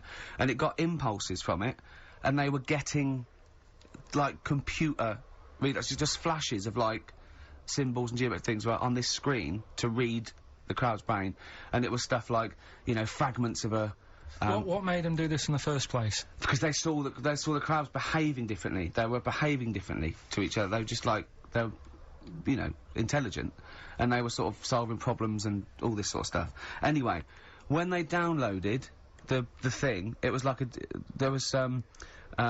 found one of the secretary's names where it had been on the silicon chip, where it was just like a flash of a computer screen. But the most amazing thing is, they downloaded a memory, right? It was like a snapshot where it had been burnt onto the retina of the crab, just a snapshot of it, and it was like a picture of the beach, like a couple of years ago, right? And they also did, incredible, it was like just a digital black and white sort of thing, so they could see what the crab had seen. Amazing. Jeez. Amazing. So intelligent crabs. What are they doing Almost with them now, like then? super brain. Well, they think this is the upshot. They think they could use it as spy crabs, because they could get these crabs. Also, the other thing is, as generations went on, right? So they'd put a crab in the sea or something, right? Lots of crabs in, and then as generations went on, a newborn crab, they downloaded the memory, and it had the memories of its great all together. It had every memory that any crab had been related to it beforehand, because it passed it on. It just passed it on. So not even ones that had been eating the silicon stuff. Yeah. No, These are just like ones that have had kids. Yeah. And they've got like... And they know so you'd know everything everything right the way back. So would that work if we ate silicon? Well, I suppose possibly. So what are they gonna... Well, they can use them for all sorts of things, though. I mean, that's what's incredible. I mean, I don't know how you train it particularly. I don't know, it'd be quite tricky to train, but I'm assuming if they can do it that way, then presumably they can give it like certain silicon information, which they can then plant in it, if you like, within its sort of food. Also, if you get them onto enemy beaches, you'd have like 1,000 digital cameras just sneaking around. You could get like, you know, Osama bin Laden or someone just crawling around. They don't understand the information they've got. No, they don't know they're doing it. They just download them. So it's not like you could torture them and they wouldn't be able to sort of give you the information, because they wouldn't know what information they had, because they're just the first crab they downloaded, they just kept seeing the same picture of a big crab feeding it, which they... Really? Yeah. Wow. That's what, like its mother crab or something? Yeah. Just memories of it as a child. But they're not in colour, presumably, because no, it's all in black and white. It's just a digital camera, because it's just they don't see it in black and white, so it's just like a...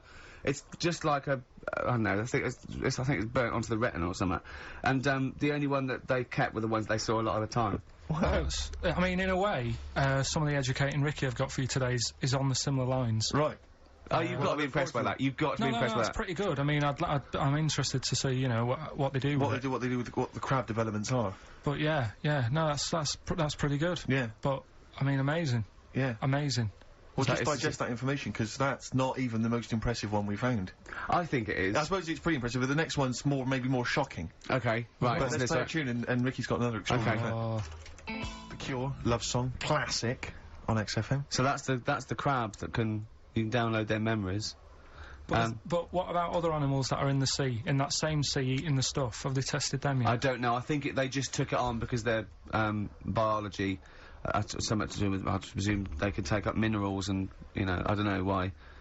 I don't know. But anyway, next one, it's just on the horizons, a bodybuilder, yeah?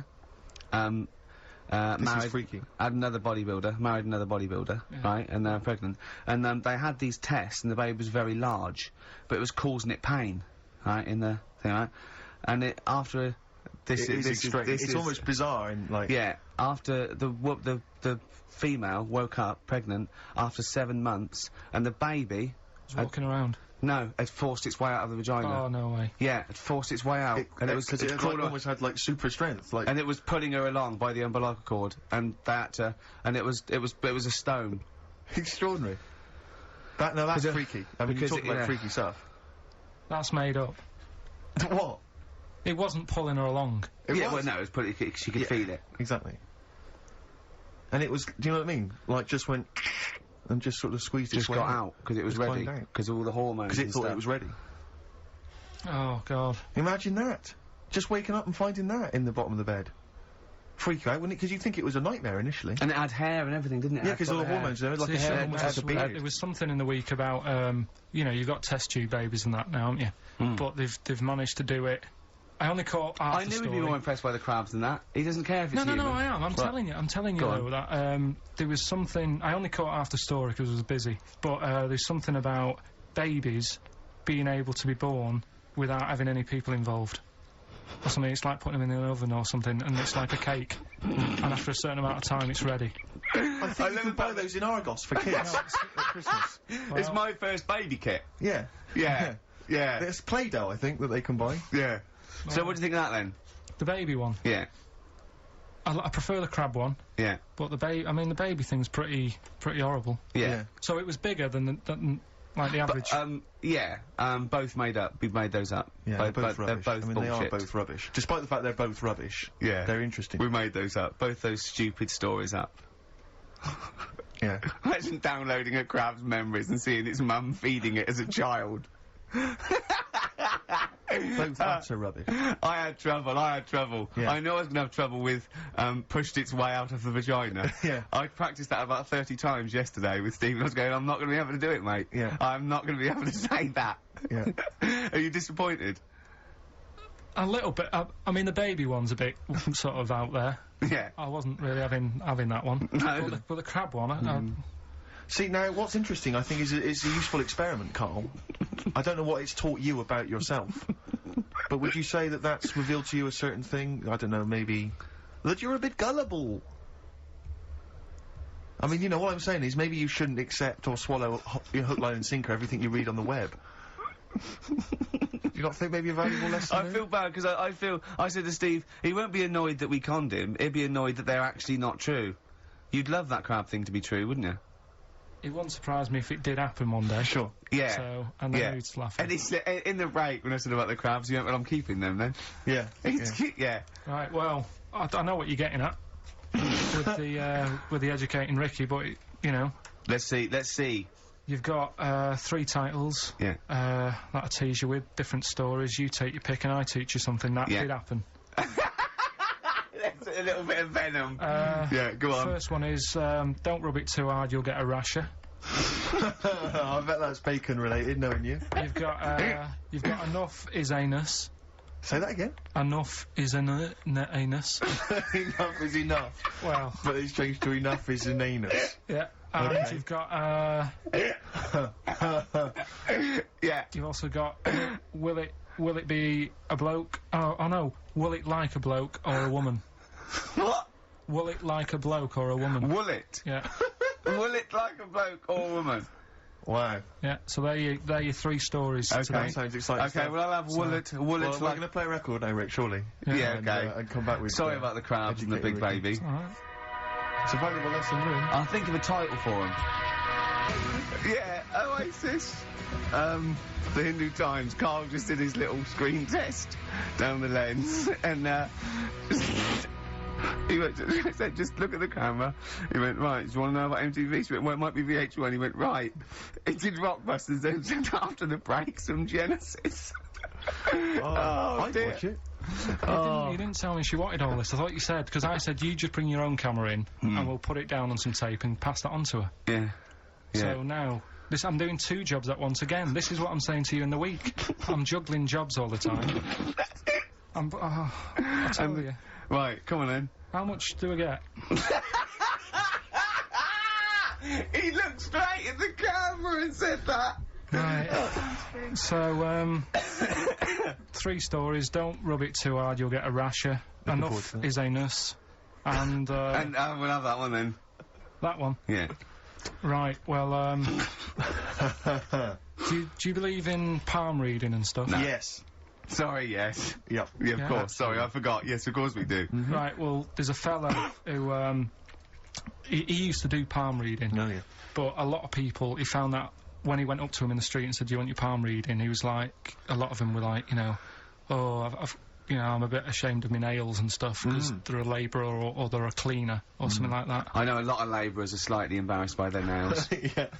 No, but Yeah. so he If you found look at my bloody hands, Reg, well, that's that hod carrying. did I ever tell you that?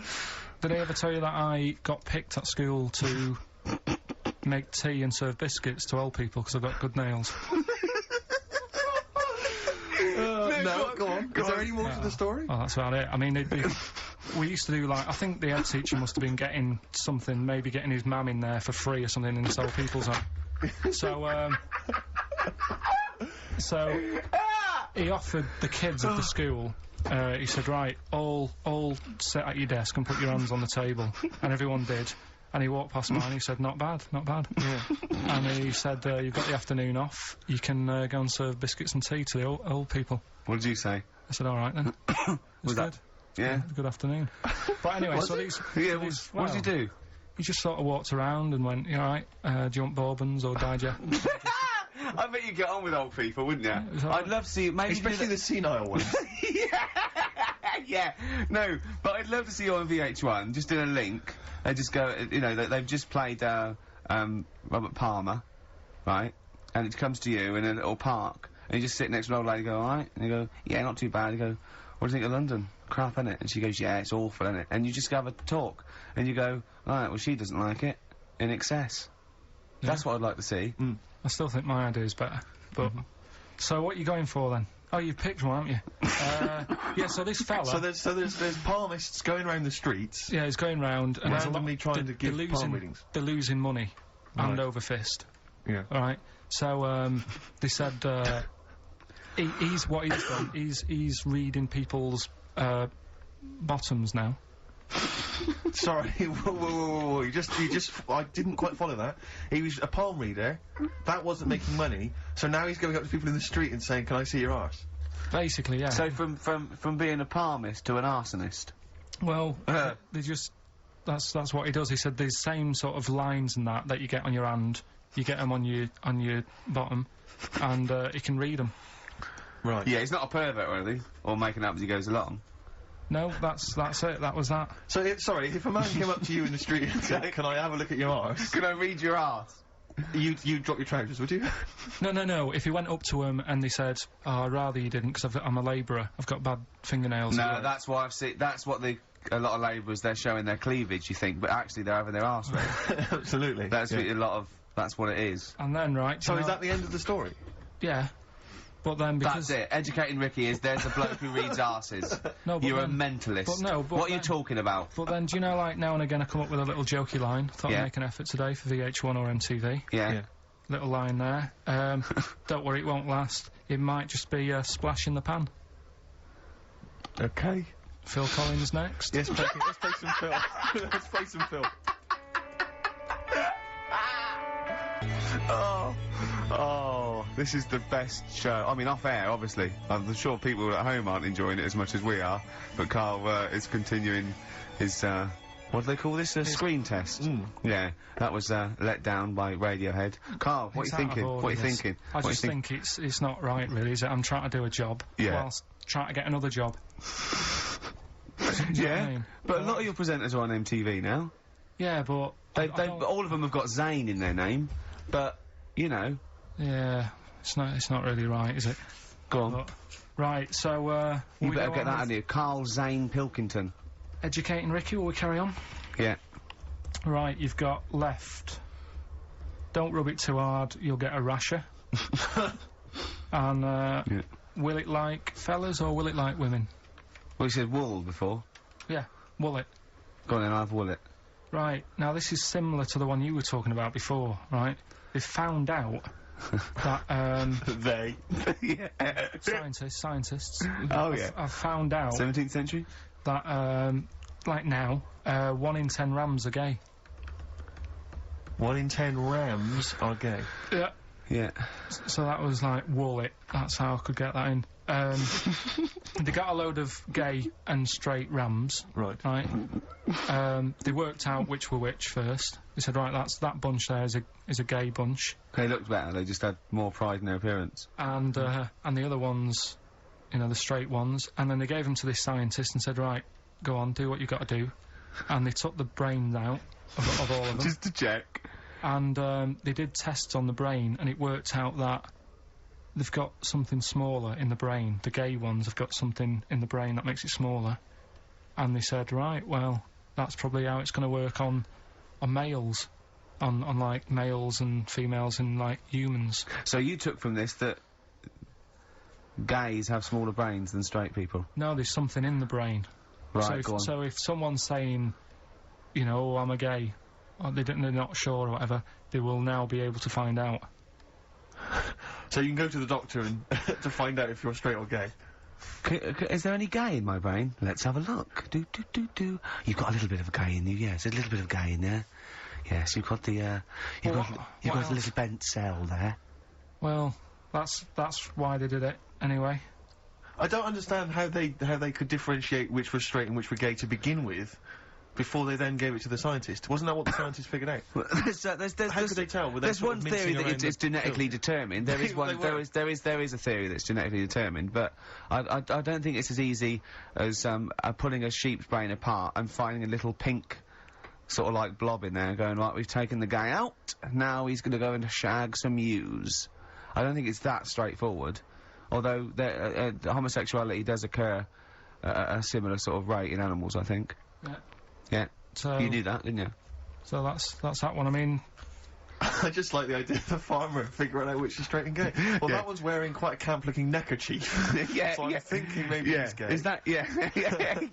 I love the fact they can that one's a big fan of Sophie Ellis-Bextor. yeah. They put on ABBA and see which ones dance. Exactly, That's how they. Which one? Yeah. Well, what- yeah. I Put mean- on like Barbara Streisand and see which ones sing along. that shit is rubbish. What did I find out? What did you say? Did you just say that is rubbish? No, I found out other stuff in the week that didn't make the top 3. Wow. Wow. We haven't even had the. This must be mediocre stuff. Then. This must be really bad. Yeah. Or it might be dubious. Go on. There's a woman in Ireland Yeah. who has been with a fella for 11 years. Yeah. She always saying to him, you know, when are we going to get married and that. And he's like, oh, we don't need to. You know, we're happy and that. You know, like I am with Suzanne, it's like, there's no point, really. Yeah. Unless you have a kid, I don't think you need to, do you? Right. So, he was like, we'll do it in time and all that. Anyway, he comes home from work one day.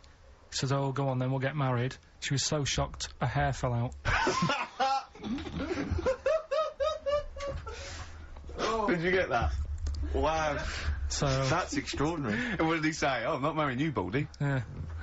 Well, She was so shocked her hair fell out. Yeah. I love the idea of it just going Yeah, to it the just all ground. fell out, yeah. Yeah. yeah, what else? Right, one that's didn't make rubbish. it. That That's didn't make the rubbish. list. That's rubbish. that That's didn't make rubbish. it. Next. You've also got, It's what's weird, her name? isn't it, Rick, that the stories that we made up are more plausible than the facts he's actually giving I think we us. tried too hard. I think we tried Yeah, to. that's what he's willing to believe. He's willing to believe that a woman's hair fell out when her husband came out saying, let's get married then. Oh, you old romantic. well, yeah, then, here's a good one. Go on then. Right, in Dubai, this woman went to Dubai for a holiday. And, she was over there, and apparently in the markets, Bit of buy spider. they sell lizards, Oh, go on. right, just like for people to buy. So she buys one, not knowing that you're not really meant to take him out of the country. Sure. Puts it in a bag, Yeah. As you do. what have you. And then she gets to the airport when she's going home, she's thinking, I can't really leave it in my bag. Yeah. So she puts it on her head. On her head? Wears it as a hat.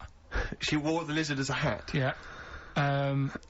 People on the plane were just like, yeah, everything's fine, you know, they're doing the cross checks and that. Yeah. Have you got your seatbelt on? Yeah. There's a woman great. there with a lizard hat. Everything's going well. She gets off the plane at Manchester Airport. Lizard sticks its tongue out. Yeah. The air hostess says, what are you doing with that? She goes, I've had it. Lizard said, I just found her in Dubai. They said, I've had this with me all journey. And they said, well, you shouldn't have done. And they took it off her. Yeah, I think that is true, actually. Yeah. Yeah. So what about that? Yeah, good, yeah. Yeah. That educated me. Right, what, any more?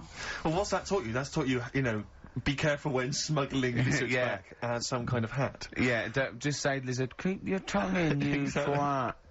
Not at the customs officer. Yeah.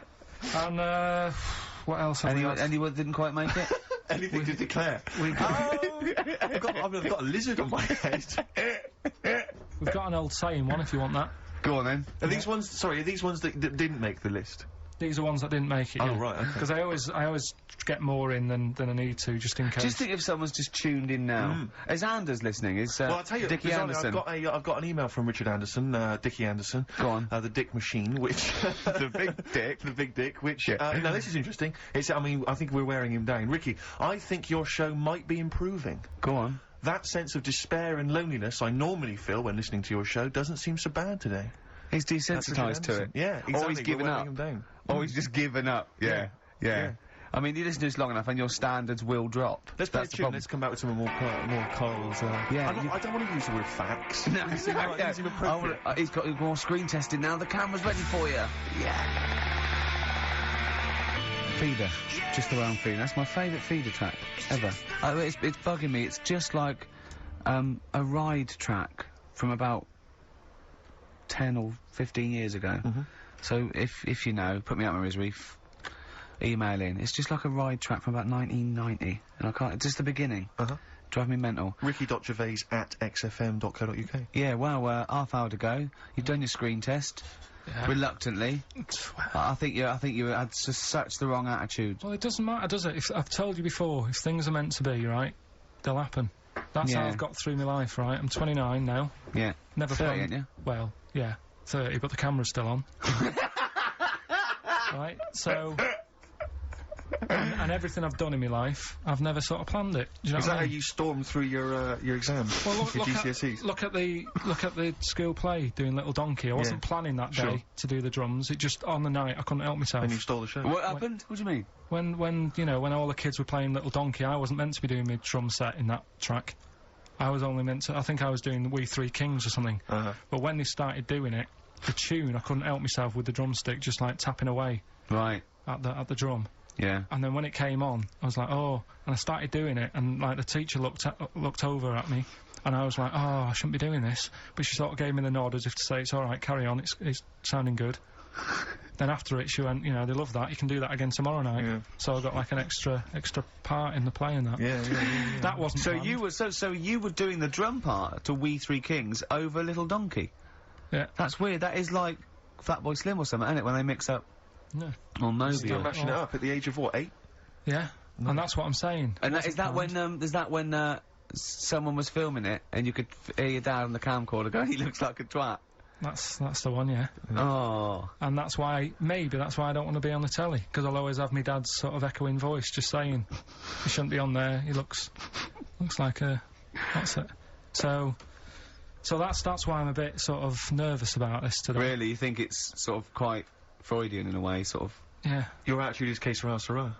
Well, plus I haven't got the look. I'm not pretending, right, that I should be on the telly. 'cause What's I wrong with your look for VH1? It's not right. It's not right. Jono was on VH1. Was he? Yes. So I'm going up against Jono. No. So... He's gone now, he's moved on. Yeah, there you go, you see. Another one who they gave a chance to. Yeah. And then he was like, you know, yeah, I can do that. He's built up, right? They built him up, you can do that as a job. And then they knocked him down. And he probably started eating. Well, I don't think you can knock Jono down. He started And eating! look at him now. Yeah. Right, Oh. so that's what I'm saying. So if it's meant to be, right, whoever's going to watch this tape, you know, thanks for the offer and that. But, you know, time will tell. Very wise. So, Yeah. there you go. And I tell you what, actually, Go on. right, it's a bit funny, because we're looking on the web in the week at different sayings, and, do you know the saying... A round head does not an MTV presenter No. make. Yeah, no, what's that saying? Spark in the pan or something? Eh? Flash in the pan? Flash in the pan? Do Yeah. you know that saying? Yeah. That's a bit like what could happen to me, innit? Do you know what I mean? There I am trying to do my normal job, right? And then you bring me in here on a Saturday, next thing everyone's after me. Yeah. And then it doesn't work out, and Yeah. I'm dropped. Yeah. And that saying flash in a pan, do you know how it came about? No. Do you know like how years ago they used to dig for gold? Gold. Yeah. Yeah. And they had like a little pan Yeah. and they'd put the soil in, and they'd rub the soil. Yeah, and it's shone in the sun. Now and again, it shone in the sun, and they get all excited and were like, "Oh, brilliant, some gold!" And then they realised it was just the sun flashing in the pan. Yeah. And that's, do you know what I mean? Yeah, yeah. So again, that's a bit weird. How I saw that saying in the week, almost like a little thing saying, "Don't be getting carried away." Omen. So, well, makes you wonder.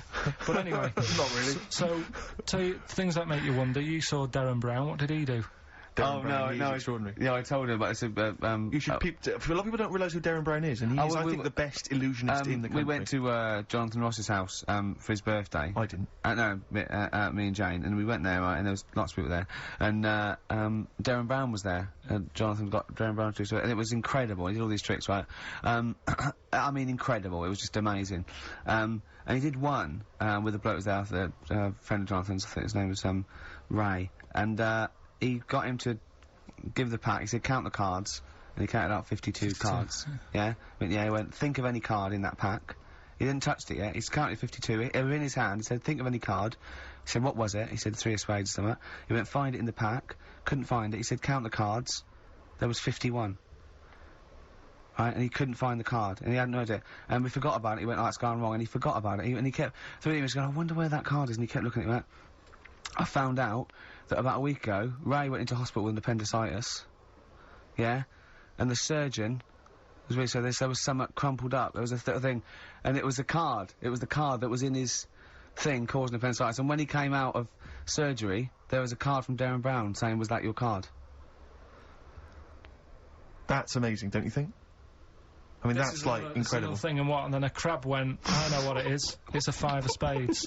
It's another wind-up. Yeah. Yeah, well, see, I'm not going to believe anything anymore. But that's so good! if I ever... You've learned a lesson! Yeah, but say if all this goes wrong now, right? Cry Wolf and all that. Yeah. Imagine I get dropped by MTV. You haven't been asked yet. Yeah, well, whatever. Right, they short on firemen because they're always going on strike. I answer the phone, it's you saying my house is on fire. I don't know what you're talking about now, Karl. I don't know what he's talking about now. I think somewhere along the line there, Karl has been recruited by the fire brigade. Did you leave that bit out in the story? Start again. Yeah, right, that's what I'm saying. Because I just wound you up about crabs, babies pushing their way out of vaginas, and Darren Brown causing offence. Right, yeah. Little, what's the saying about, little acorns don't gather any grounds. Crying wolf. You can take a fish to water and you can't make it swim. Wow. Do you know that saying? You can lead a horse to water, but you can't make it drink. Do you know why? Because its neck's too long. No, what? It's got an awkward neck. I don't know. That's correct. That is correct. Right, anyway, we've still got to come. Right, it's Karl. been bad today. I'm going to apologise to people listening today, because Your mind's not I been haven't been focused, focused. Do you know, have you ever think that Rolling Stone gathers no moss? You aware of that? Yeah. Do you know what that's from? Where it's from? In Woodstock, right, the band used to go out and get this sort of like moss that used to grow there, and it was sort of like slightly hallucinogenic, right? And they used to come back, and they used to all go out, everyone was out there, mamas and papas were doing it, the Doors, they all came back. But Mick Jagger and Keith Richards would never do it, but they'd smoke other people's.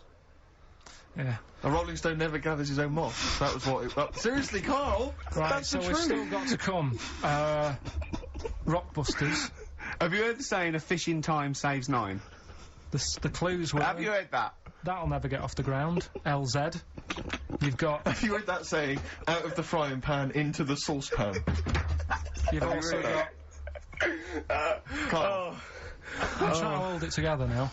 Well, yeah, no, we're trying to teach you something, Karl. Yeah, but you're not. Why? Because at least my stuff that I tell you, if you went into a pub and told someone... What? There was a blind girl, she hit her head, she could see. What's that? Well, just don't get down if your eyes are bad. Right, we've... No, go round headbutting Right, things. playing a song. Oh, Karl, come on. The Undertones, Teenage Kicks, that's one of the tracks on the best air guitar album in the world ever, Volume 2, which is one of the prizes on today's Rockbusters. And John Peel's favourite track ever. John Peel's favourite song of all time. And, so, Karl, have you got the answers for Rockbusters this week? Yeah, we have, yeah. We've got, the first clue. You upset, Karl? Miserable. I'm a bit fed up today. The weather's... I knew when I was walking in today, though, that I'd be... But that video, there's lots of weather on that video, so they can, whoever wins this can go home and see sort of the weather you were talking about. The first one was, "That'll never get off the ground." LZ. Yeah. The answer there was Led Zeppelin. So easy. Yeah, but I said that to you. There's always 2 easy ones and a difficult one. Go on. The third one was you'll get a load of bacon off them. Go on. That was L. Long pigs. No. Yeah. And then the second one was that woman's got her husband's gloves and a pair of her own. Yeah. HH. Yeah. Yeah. That was Erman's Hermits. So that's the 3. That's the 3 answers. I'm sure Well, I'd we've like got a to winner. give the prize this week. Herman's Hermits. There's a lot of... Herman's Hermits. That is genius, Karl. That is genius. Oh, Herman's Hermits. There's so many people who are worthy of the prizes, obviously. Hermits. I'd quite like to give the prize this week to Tom McGibbon. Just because I like his name. I don't know if I've pronounced that right, but Tom McGibbon. Yeah. I'd like to give that to No, him. you shouldn't laugh at Because he someone's lives name. in, he also lives in Bloxhall Road. I don't know why I find that. Tom McGibbon of Bloxhall Road. I don't know why. Well, you've made a mockery of, made a monkey out of the man. For old Gibbo. Yeah. Yeah. And he's asking that he's got a question there. What? Can Karl get rid of slugs? I don't know what that means. I'm almost certain he can. So well done to if he's been listening, if he was listening a few months ago, he would have known how to. Go on. Because I told you what slugs like. What? Getting in letterboxes. How does that get rid of them? Put some stamps in your garden.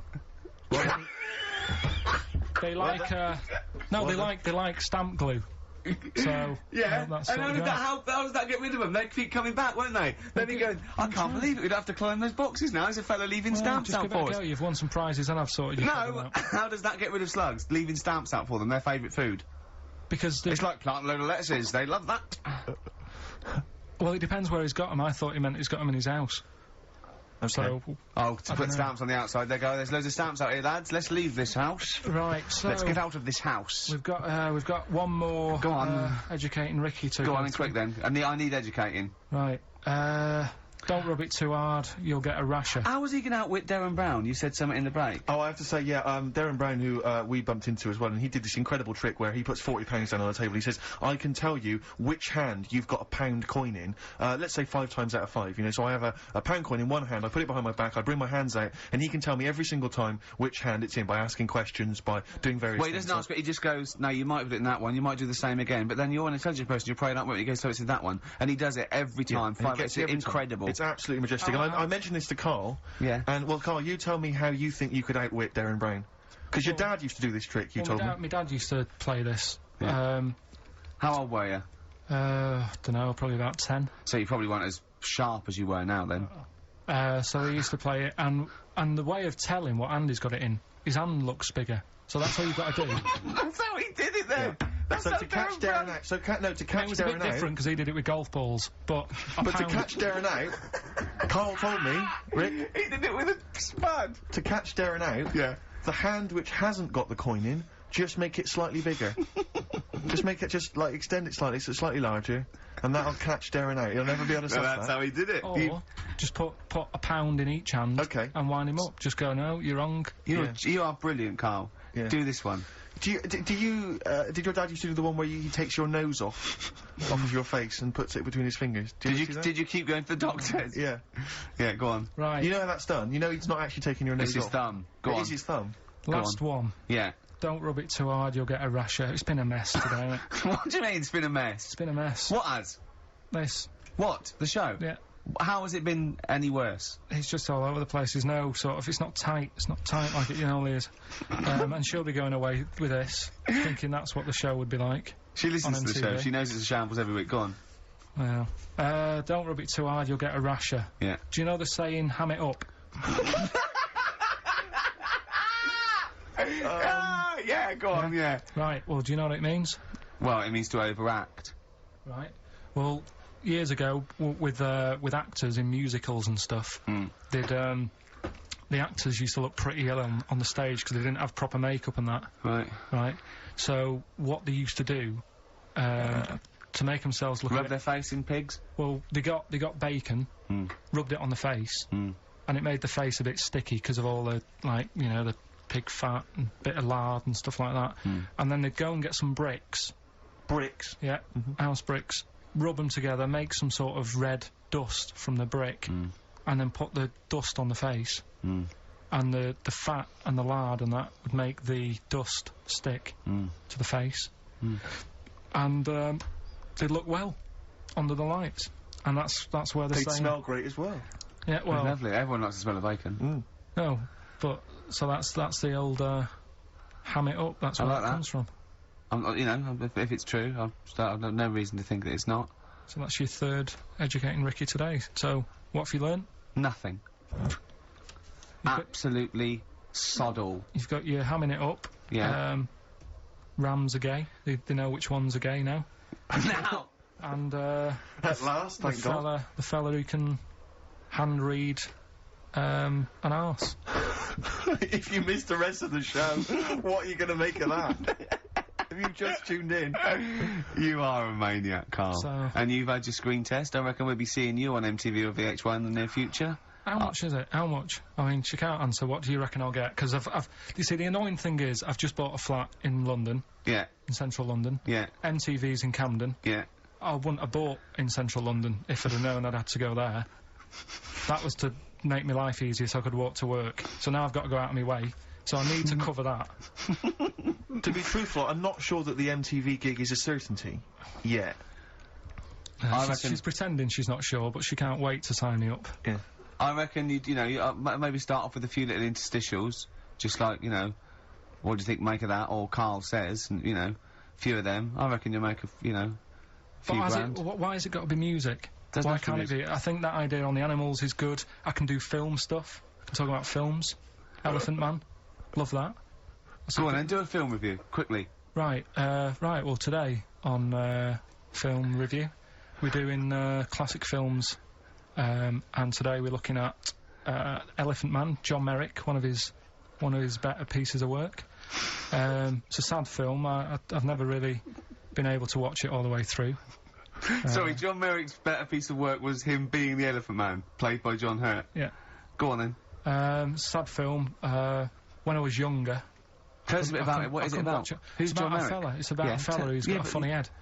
Right, tell us this. And, he lives in, I think he lives in London, in like about the 1930s or something like that.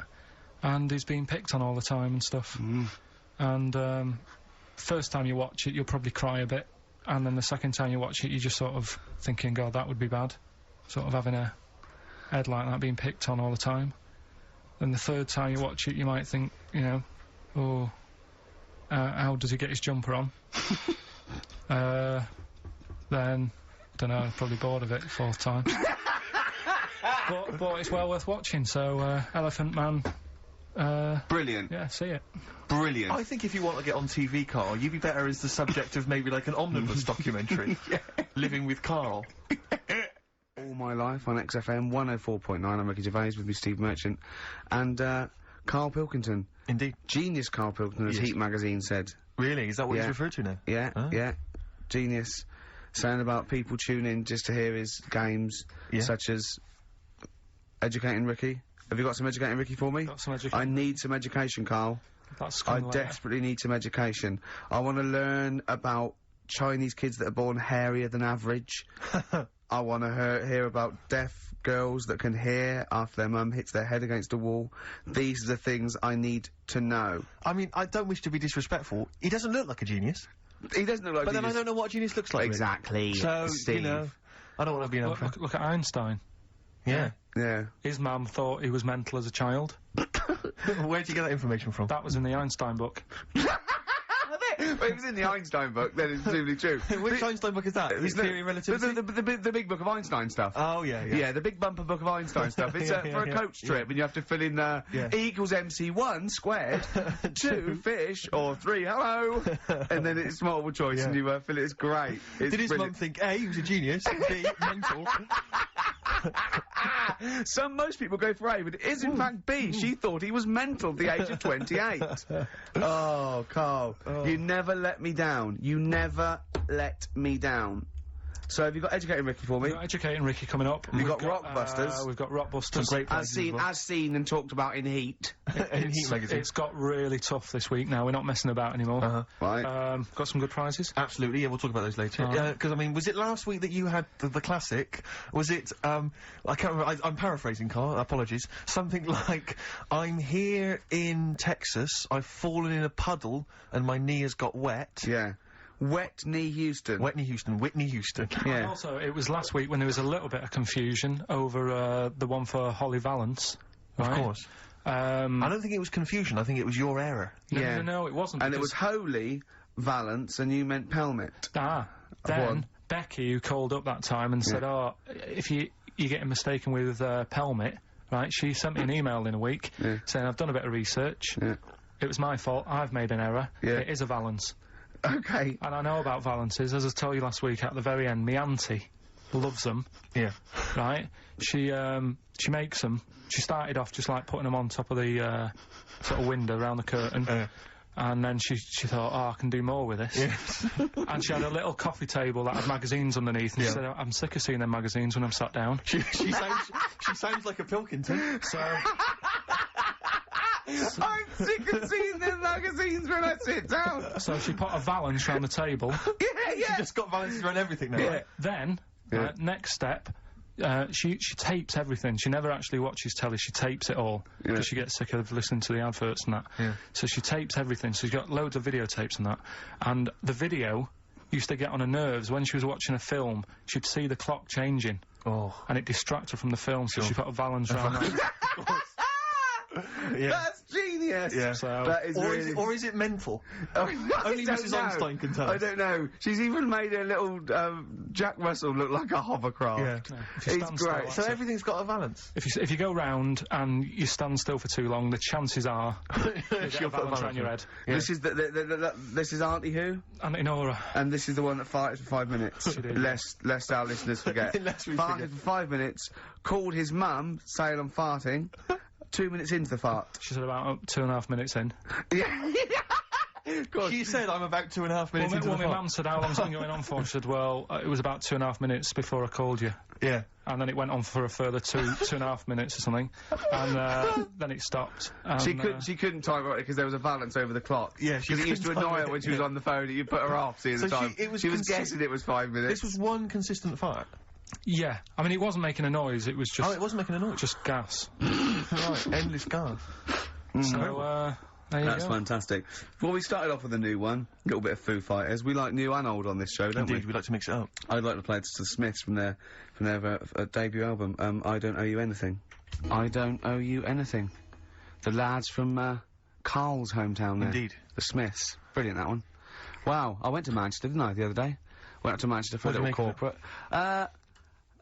It was alright. Yeah. He went, wait till you get out. You see Piccadilly, it's better than Euston. Right. It was. It was nicer. I went outside and there was a ridiculous queue, and sort of one cab. Right, yeah. So, Horse-drawn. yeah. Yeah. And so I walked and it was okay. It was only down the road. It was a bit dark. It was wet and raining. Of Obviously, course. it's the north. I know, yeah. The hotel was very nice, but no minibar. I've never seen that before. I've travelled all over the world to see them in a hotel without a minibar. No, I've so I never don't know heard what's the going like. on then. I don't know what's going on there. And then I did this corporate gig in Old Trafford. The pitch was up, don't know what they were doing, but, very impressive. Big impressive. I think they're the richest football club, aren't they? Karl? Yeah. You did a gig at where? Old Trafford. It was in a function room Oh, there. well, I for thought it a was bit. the stadium. No, Incredible. I'm not that big yet. Yeah. No. But I mean, I can't really comment on Manchester. I do know that Liverpool was voted most important music city via poll. True enough. Karl, you're making noises while I'm talking. Yeah, but you do this all the time, trying to wind me up. And I'm not saying Manchester's the best place in the world, but what I'm saying is, there's bits of it that I really miss. Yeah. Like last Sunday, right? When I'd met up with Ricky, we had spaghetti bolognese, which was all right. And then I said to him, I need some soil. Damn, I wish you'd invited me. It sounds amazing. Said I need some soil. What do you think? You need some what? Soil? Soil, yeah. I need to repot a plant, right? Yeah. So You need to repot a plant? Yeah. Oh, fair enough. So I'm like, where you can't see these shops in London. Do you know what I mean? There's nothing around. I took him straight to one in my street. Yeah, but near your street, and that's probably the only one in London. Well, you say that, Karl. No, it does annoy me. Round my way, it's like, you know... You can't move for soil shops. You can't. There's earth. You can just pick up handfuls walking down the street. Yeah, incredible. Which People is- just lean over into someone's front garden. No, You yeah. can take the plants as well. No, Yeah. but what I'm saying is, Go on. Manchester, there's loads of decent hardware shops. Yeah. Here, you know, if you want a panini and a latte or whatever, you can't move from. But for soil, I had to go virtually how many miles away from me to carry that soil home and stuff. Yeah. It's not good. I mean, London's all right, but if cities were sort of marked... It's neglecting the peat market, Yeah. really, Well, isn't there's barely any mulch available Rick, in central London. I'm sick and tired of not getting a good, decent compost of a Sunday. Indeed. So, It is sickening to me. I'm thinking of moving to the north, Yeah. where there is loads of soil and gravel Indeed. and animal shite. whatever. Yeah. So, Sorry, you were going to say if you're marking cities out of 10, what would you give London? Well, if you were marking them on, like, you know, on what they have... Right. as opposed to what? Well, as opposed to... How The you name. spell it? Say, like, I think the greatest city in the world is Rome. Right, Okay. It's pretty amazing. Yeah. Have you been? What? Yeah. Why do you think that though? Just because, like, you turn a corner and there's something there that's really old. Right? Right. Like, you're going down normal street. Go and stay in a Derby and Joan club. Yeah. No, but it's like you're going down the road and then you turn a corner and like the Colosseum's in the middle of a busy road. It's like, what's that doing there? Yeah. Yeah. And just when you think there's no more, you turn another corner. It's almost as if that was there first. Yeah. Well, Yeah. But do you know what I mean? London, Yeah. what have we got? You know, Trafalgar Square's world known. And you go there, what's there? Yeah. Do you know what I mean? So there's a lot of space there. Get one big B&Q In Trafalgar Square.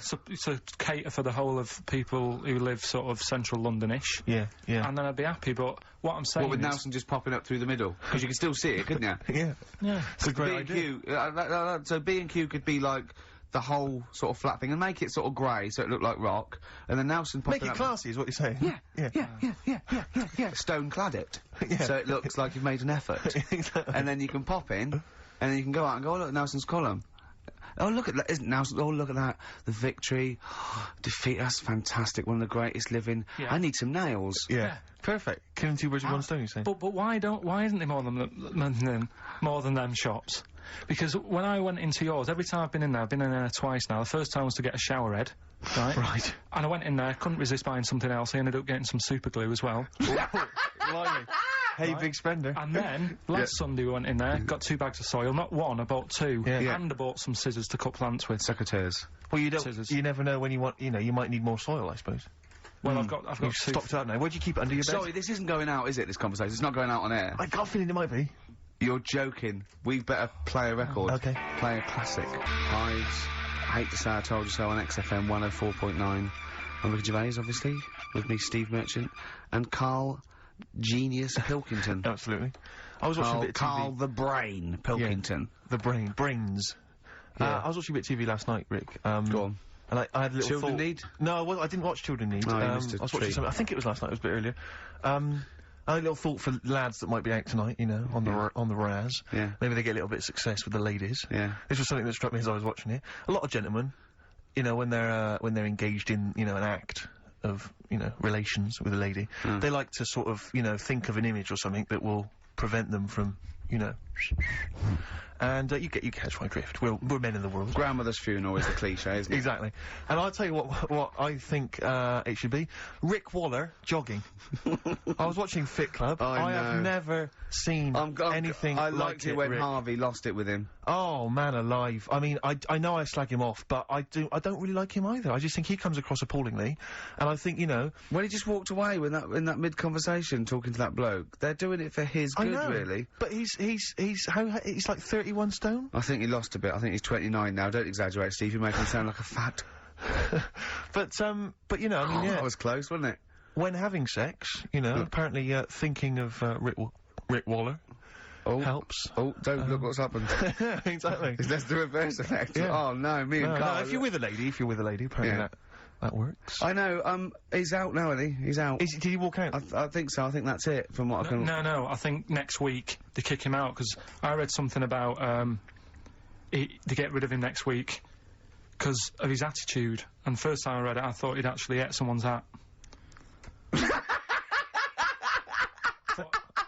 But it was... You lost me. Got rid of him because of the attitude. Oh, Everything you think of now is puns. You can't get puns out of your head, can you? Oh, Karl, you're great. Look at his little face. He's so That pleased. How is long have you been good. working on that? How long You've have you got to been working on you've got to give him that. That No, was that a is- real no, joke. it is Look at genius. his face. He knew it was funny. It was meant to be funny. He said it to be funny, and it was. Well done. Well done. I'm just interested, I just want to dissect it, because it was brilliant, and I'm wondering, how long have you been working on it? About 2 weeks. Yeah. No, it's good stuff. It was worth the wait. Can I go on now? Oh, well done. The attitude. Well, I don't think Attitude. there's only one band that can top that. Another band from Manchester, Oasis. Oh. Vines. Ms. Jackson on XFM 104.9. I'm Ricky Gervais, Steve Merchant, Karl Pilkington. Right, getting towards that time where Karl really kicks into action. We've got the quiz. We've got Rockbusters. The quiz that's a bit like Blockbusters, but mainly around music. Yeah, and a pun, a scenario, based in wordplay by Karl. You know how good he is at that. Can I tell you what the prizes are this week, because they're worth playing for? Please do. Okay, we got on DVD the Manic Street Preachers' Greatest Hits on DVD. The videos, I'm assuming. The film Human Traffic, it's a remixed DVD version of that. I think we were giving this away last week. You've obviously got a bulk stock of these. Groove Armada's Love Box, an album from them. The best air guitar album in the world ever. That's got the likes of Queen, Adams, Palmer, Leopard, Aerosmith. Idol. I don't see I think the Aerosmith. Smiths should be on there.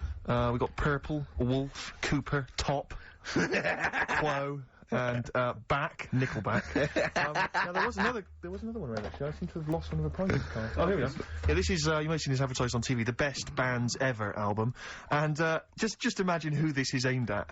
It's got Oasis on there, Nickelback, Coldplay, the Dandy Warhols, Bohemian Like You, in brackets, as featured in the Vodafone TV ads. Then it's got Smash Mouth, Walking on the Sun, as featured in the Ford Fiesta TV ads. It's for people who didn't know they liked indie. Exactly. They go, I don't like indie, but you do. Do you like this advert? Yeah, I Do you love like it. this advert? Yeah.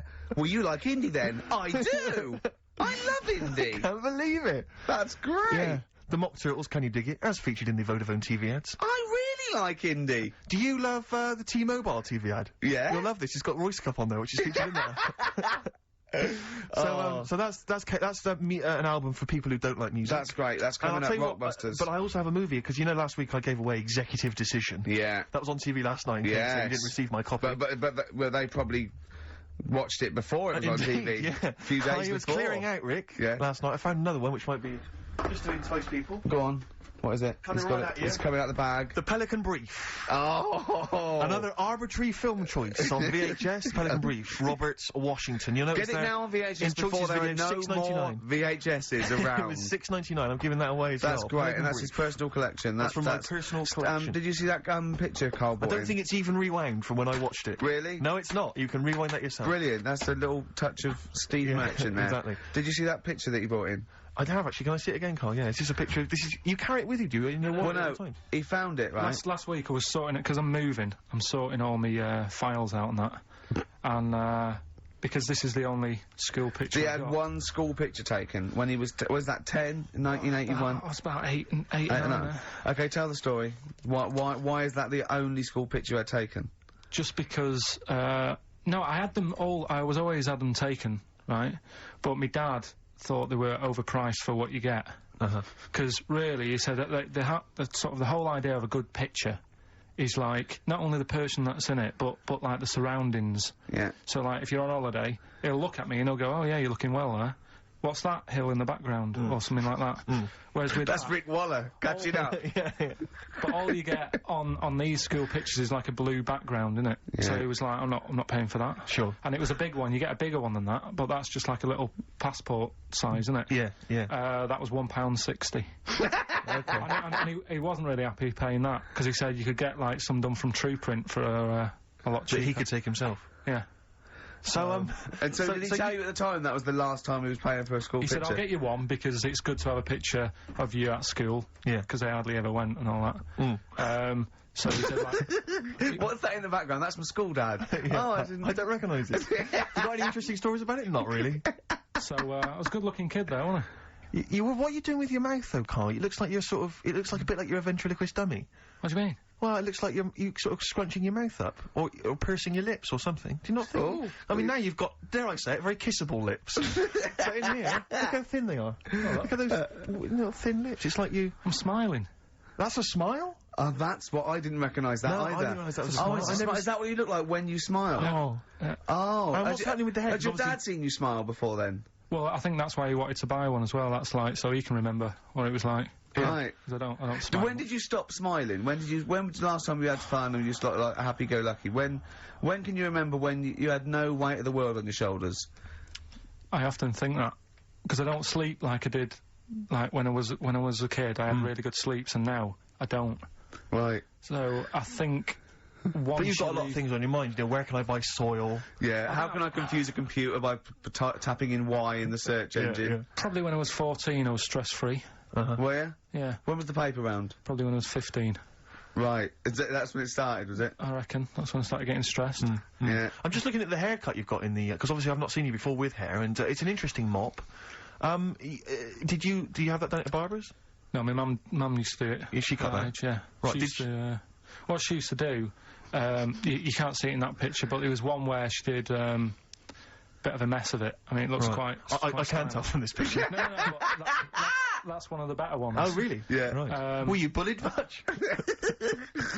On one of them, she used to, like, use a bit of newspaper in front of my eyes, so she didn't, like, stick the scissors in my eyes. Well, newspaper stops scissors every time. Yeah, because I think they use that for bulletproof vests. Yeah, the tough fabric of a reconstituted newspaper will stop the scissor any time. No, definitely. I remember, because I know a lot of UN guys when they're on patrol, they use some old copies of The Sun. They put it in their pocket. Yeah, the Daily Star. Sorry, yeah, okay, yeah. So, she used to always be on a Sunday night when, like, Songs of Praise is on or something, nothing was on the telly, just before Last of the Summer Wine or something. Yeah. And she used to get the... What a depressing time that was. It was. Having your hair cut and listening to Songs of Praise, waiting for Last Summer Wine. Yeah. I always used to get depressed on Sunday nights. Well, I'll tell you and it wasn't because school was the next morning, it was because the telly was so shite. I think it was because school was next morning, because Antiques Roadshow still does that for me. I see the Antiques Roadshow, I love it, but I'm just thinking I've got to go to school or work tomorrow. Yeah. The Roadshow, I wish they put it on the week. But I know, I've never really had that. When I worked, I suppose. I work now. Don't I? No. Oh, what Not really. giveaway. What giveaway. Sorry, you were telling us a But story yeah, about... so anyway, she'd get the newspaper, Right. and she'd stick it in front of my eyes, and What does that say? Go on. so she'd You inherited a lot from your mum, didn't you? so Go on. she'd cut my fringe, right? Yeah. But then she'd go, oh, it's not straight, it's not very good. So she'd go again, and she'd keep going, and the problem Is that why you're bald now? I was going to say, is this that you have got hair, Well, but she has to get it right. yeah. It takes her to the back of your neck to So get it then even. She sort of removed the newspaper, and she was like, oh, God. And I said, what? She goes, oh, I'm sorry.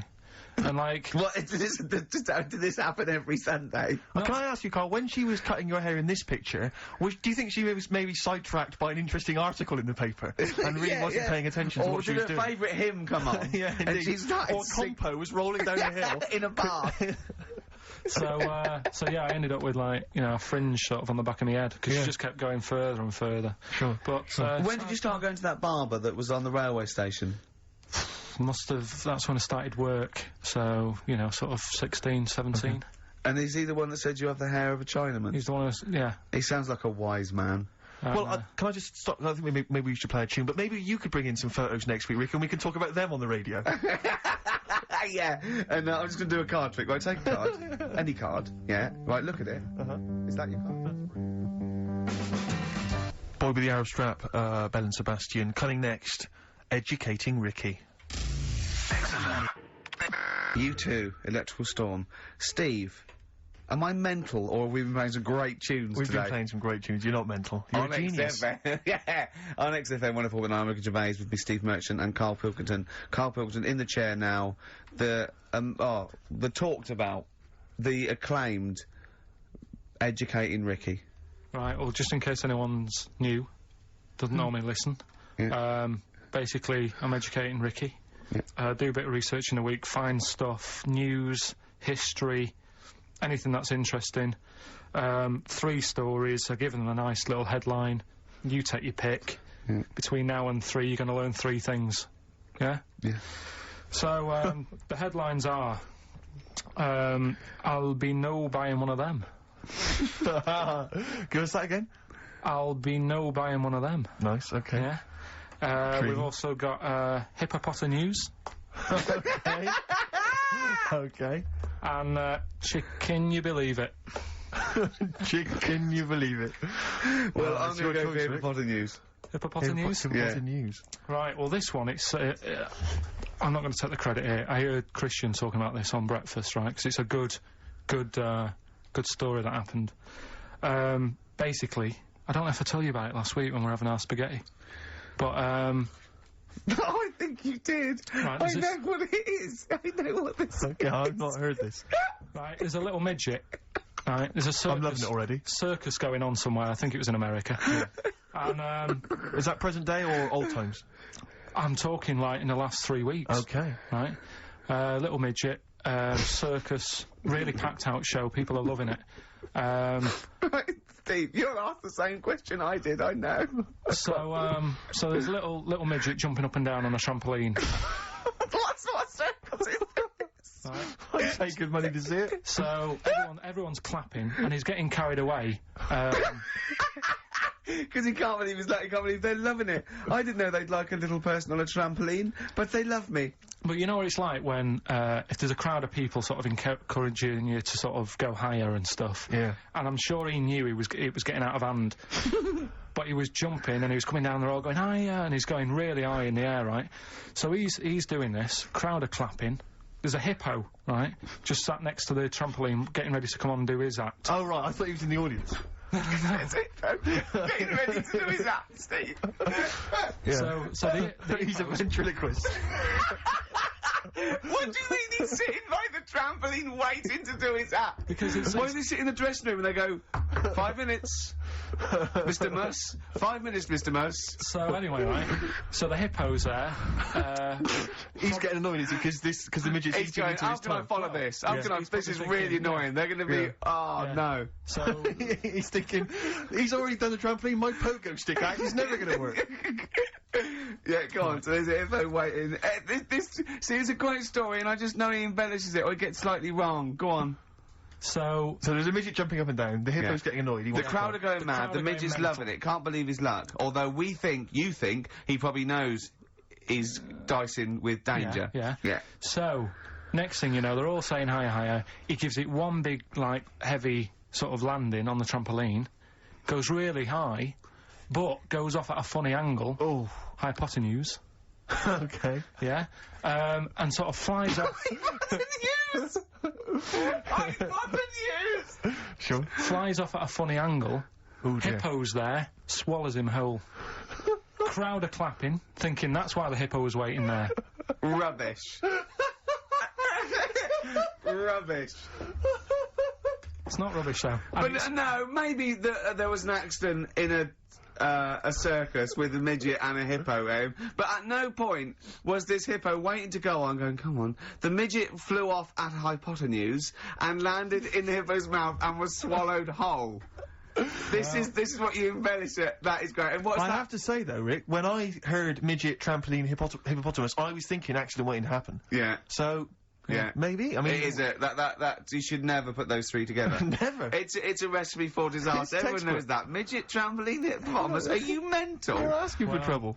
Well, You know, when he told me it, he said, and the midget, he didn't mention the hippopotamus, and he said the midget went on, and soon he fell off, and the hippo ate him. And I said, sorry, what was the hippo doing there? He went, it's a circus. I've never heard of a circus having a hippo. What do hippos do? What can they do? You can't train them, can you? What do you want to... Aren't they, like, very deadly? They're Yeah. huge, aren't You can't have a hippo in a circus. are you sure? You're not thinking of Zippo? they? He's neither clown. Yeah. No, and it wasn't some sort of where Zippo was eating a midget and it's some sort of horrible sexual act. No, it was definitely. I heard it on breakfast, right? Oh, okay, sorry. Definitely- No, it's definitely fact. Yeah, though. okay, It's definitely right, true. okay, good. Well, let's play a record then. So, I'd like to play a classic Springsteen. We're all fans of Springsteen there. This might be his debut album, I'm not sure. Greetings, Raspberry Park. I think it is, yeah. New Jersey. And this is Growing Up. It's great, it's classic. Springsteen and Growing Up off of Asbury Park album. They're great. They make you feel good, Springsteen, Oh, don't they? he's a joy. He's an absolute joy. Rockbusters. Well, Rick, I think it's time for that. this is what they're all tuning in reading for. and writing about. Absolutely. Before you get the clues, let me just remind you of the prizes you're playing for. We've got the Manic Street Preachers' Greatest Hits on DVD. We've got the film Human Traffic on DVD. We've got the Best Air Guitar Album 2 on CD. Groove Armada's... Is this their current album? Yeah. I guess it's not selling very well. They're still trying to promote that.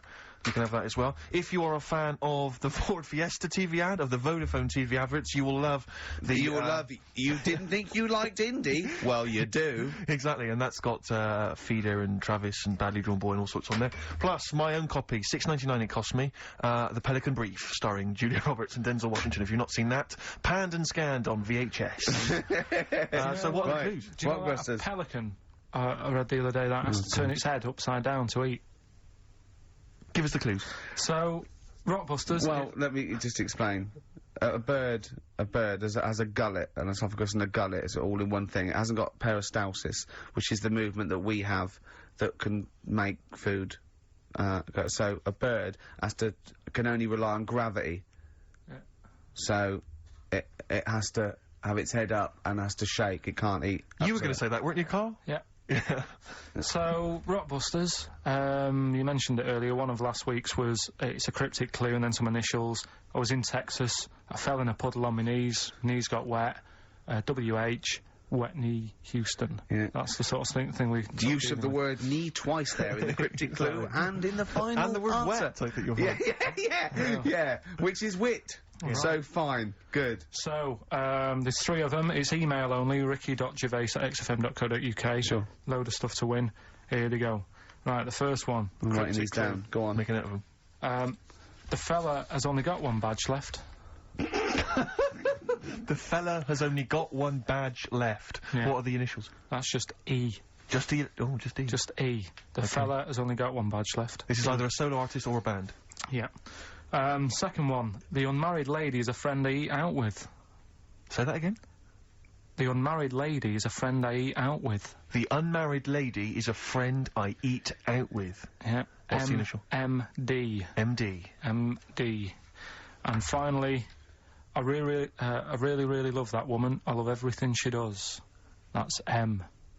Now, Give us that one again. I really love that woman. I love everything she does. And that's... M. Right, now I've got that one. Right. Okay. So, It's great. That's lovely. So, That's great. I think the second and third one's quite easy. First one is a killer. Is it tricky? Yeah, it's a tricky one. So, ricky.gervais@xfm.co.uk, and what, we pick a winner out at about 1:45 or something like that? Yeah, absolutely. No, 2:45. What am I talking about? 2:45. Yeah. So there you go. That's dynamite stuff. Well done, Karl. Excellent. More Educating Ricky next. Yeah. Back. Lost Cause on XFM 104.9. Wow. Karl, we haven't had a lot of emails. They're tough. I'm struggling. Yeah. I've got one, and I'm struggling with 2, but I know one of the words, but I can't think of the band that fits it unless the clue's wrong, and I've got no idea with the first one, E. Give us them again. Just Just quickly recap. Number 1, the fella has only got one badge left. That's E. Second one, the unmarried lady is a friend I eat out with. That's MD. And the last one, I really love that woman. I love everything she does. That's M. Well, So, Ricky, what is it, Ricky?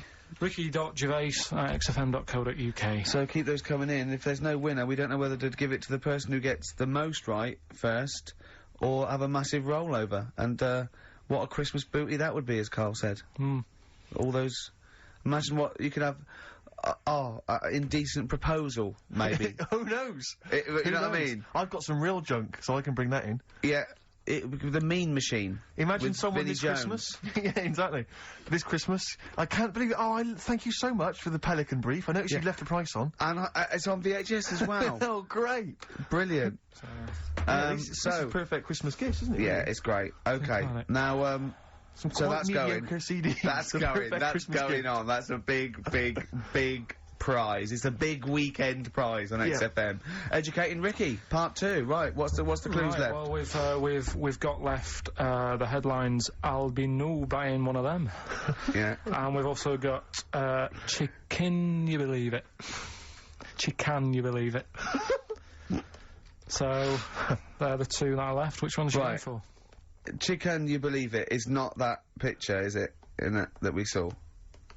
Which picture? The bloke with the... No. Right, no. okay. God, that was bad. Right, okay. Right, so I just better explain We that. can't really discuss this on air, can we? Well, we can. Steve brought in, Karl, the best book ever, which is, what is it? I found it when I was moving house. It's an FHM publication, and it's kind of like lots of grotesque pictures and stories, and like a book of freaks and weirdos and. And Karl grotesques. opened it, and the first one was like at the back. I at the started back. from the Well, back. you couldn't believe your luck, could you? What was it? What was number 50? A bloke with 2 heads. And he said, "What's number 1?" Yeah. And then number 6, there's a bloke who's a squid or something. Octopus. Yeah. yeah. He's loving it. At number 1, he said, well, it's just a fella under a rock. And I went, oh no, read on, I think I know about this. And it's the fella that was found, he caused a landslide while having sex with a chicken. And they pulled him off, and there he is, the chicken owner. Right, So Karl could not believe his luck. So it's not that. Can you believe it? I'll have that one You're then. going for that one? Yeah. Right, well, we've talked a lot on the show about, We've talked a lot on the show. Yeah. About animals without heads. We haven't! We haven't! We talked about cockroaches could live without a head for 7 days. Yeah, we talked about that, and then of course there was the the well-known one about the fella who had his head cut off, and he blinked. He said to his mate, "Count how many times I blink when my head comes off." Yeah, when you told it to me, you said his head came off, and he said, as he said, it was in the basket, he said, quick, count how many times I've blinked. And it was Nick Frost that had to go, no, Karl, no, he said it before. I went, and that was lovely. So, yeah, we've talked quite a lot about things, heads coming off. Go on then. Well, this one, Yeah. right? Back in 1945. You looked it up the date. It's got a specific date. Wow. Mate Jonathan sent this one. You know him as well. He's a lad at the BBC, right? He emailed this one in. So thanks for that. Chicken. It's called Mike. There's a chicken called... Sorry, I missed a bit there. There's a chicken called Mike. Chicken called Mike. Okay. Right? Yeah. What happened was, it was living on a farm, right? Loads of chickens knocking about. And the owner of the farm is like, getting ready for tea, and his wife says, go out and get a fresh chicken, because my mum's coming round. So he thinks, well, I want to get a good one in, because I want to impress her. Cause back then, even then, they wanted to impress the mother-in-law and that. So they said, right, I'll just nip out and get one. So he sees Mike, chicken, running around. Is this during the war or after the war? 1945, I'd say that was after. No, ended, It ended in 1945. Yeah, Okay. September, go on. So, chicken's running about, he thinks that one, that looks alright, I'll have that one. Mikey. So he picks it up, and he cuts its head off. Oh. Puts it on the block, cuts its head off, runs about a bit, like they do. He thinks it'll stop in a minute, keeps running about. Oh, what's going on here? Right? He's now, like, chasing the chicken without an head. Yeah. He's saying it should die in a minute. Anyway, doesn't die. Chicken's walking around with no head. Lives for 18 months. Yeah. Chicken with no head. Yeah. What do you think of that? Well, I'll tell you, I've heard this story before, Rick, and the explanation, as I understand it, was that certain vital cords, spinal cords, weren't severed when the head came off. So that was why it continued to live. Yep. I don't know if that sounds plausible. It's fine, absolutely fine. How did it take on protein and energy? The fella who owned it, he said, well, hang on a minute. He said, I could kill it now. But I've got a wonder chicken here. But he's thinking, it must really want to live. Sure. Right? If it survived that, I've got something here. Yeah. So what he does, he gets a little eye droplet thing that he used to use on it. Obviously not anymore, right? And he filled it with grain and water, and it had a big hole in its neck where its head used to be. And he incredibly. And he dropped. You know what? I mean, that is possible then. If it, without infection, without infection, if he was taking on things, it is possible, right? Why? Why what? Why did he do it? How cruel is that? I mean, it's not cruel because the chicken obviously, He said if he thought it was a bit fed up, he would have killed it. He said, but it was running around quite happy. Well, it wasn't fed up at all because it had no brain. Well, what do you mean? Wow. I'm just saying what it was nothing. It was just sinew and nerves and electrical impulses breaking down energies. Right. That's all it was. It didn't have a brain, so it was. But I'm worried about the psychology of keeping a pet without a head. I'm worried more about what the farmer was thinking than the chicken. I tell you this. The question I'm asking is: was the mother-in-law impressed? Or mean, that's why he set out. That's why he set out to shot Mike's head off. This is lovely, but it's just the head where you don't kill a chicken like that all at once. I thought we were having chicken for dinner. Come and look at this, running around the yard. Yeah. Oh dear. So, there you go, you've learnt something there. Yeah, I have learned something. Yeah? Yeah. So, one more. That farmer, I've learnt that farmer was very strange indeed. Yeah. There you go. I have to say, to be fair to Karl, I have a feeling like when I read it, the reason he kept it alive was as a novelty. He got charged people to come and see the incredible headless chicken called Mike. Right. So, here we are. That's great. So, tune, Steve? A tune, yeah. I just thought I'd like to hear a little bit more from that NERD album. We played some of this from there when it first came out many, many moons ago. Since then, it's gone on, it's won awards, all sorts. And obviously, NERD now, Nerd, as they're sometimes known, kind of big producers. They're producing Justin Timberlake, Britney Spears, all kinds of people. But this is a track from their album. I've heard they're wicked. They are indeed. And this is called Things Are Getting Better. NERD. From their album In Search Of, and that's Things Are Getting Better. After the break, we got more Educating Ricky, and the results to this week's Rockbusters. And Richard Ashcroft. Oh, dynamite. Richard Ashcroft. Check the Meaning on XFM 104.9. I'm Ricky Gervais with me, Steve Merchant. Karl just remembered a little story he was excited to tell you. Okay. Go on. Oh, are you going to tell him? Oh, okay. When we went into this cafe last week after Karl had got his soil, we got 2 big bags of soil. I was going, get a bag to put him in. And he was an I can walk home. After about 10 yards, he was going, oh, my arms hurt. So he had to get a cab. So we stopped in this cafe. He had spaghetti bolognese. You were loving it, weren't you? It was good. It was a good little day out. And there was a woman that worked there, and she sort of, I could see her sort of looking at me, and she said, and then she came over and said, are you off the telly? And I went, yeah. She went, yeah, Chris Moyles. Oh, beautiful. Beautiful. And I just laughed, and we both started laughing. She went, no, sorry, I don't know, I'm not, Chris, what's your name? And I went, and I had to say it, I went, Ricky Gervais. She went, oh, no. She went, oh, the thing in the office. I went, yeah. No, the funny thing was, she went and said, oh, no, I saw you on Jonathan Ross. Jonathan Ross, that's it, yeah. So she'd obviously watched the Jonathan Ross show thinking, Chris Miles has, lost his looks a bit or whatever. That's what I found funny, the fact that she must have watched it thinking that... Yeah, she went, no, I saw you the other day, and I was like, yeah. She went, oh. And then we were still sort of laughing. I was thinking, she went, oh, sorry to be back. I was going, no, it's fine. I was thinking, imagine that. Just like, God. Great. There's not a better one to pick. That's just appalling. Oh, that was lovely. It's the second time as well. That you've been mistaken for Chris Moyles? Yeah. Oh, man, you've got to feel bad about that. I've had Moyles, I've had, Vegas a few times. Johnny Vegas, yeah, I can imagine. So, yeah. Do you think, like, people are going up to Moyles going, you do that thing about working in an office? Yeah, well, don't know. I don't know whether I hope that or not. I don't know, it depends what he answers.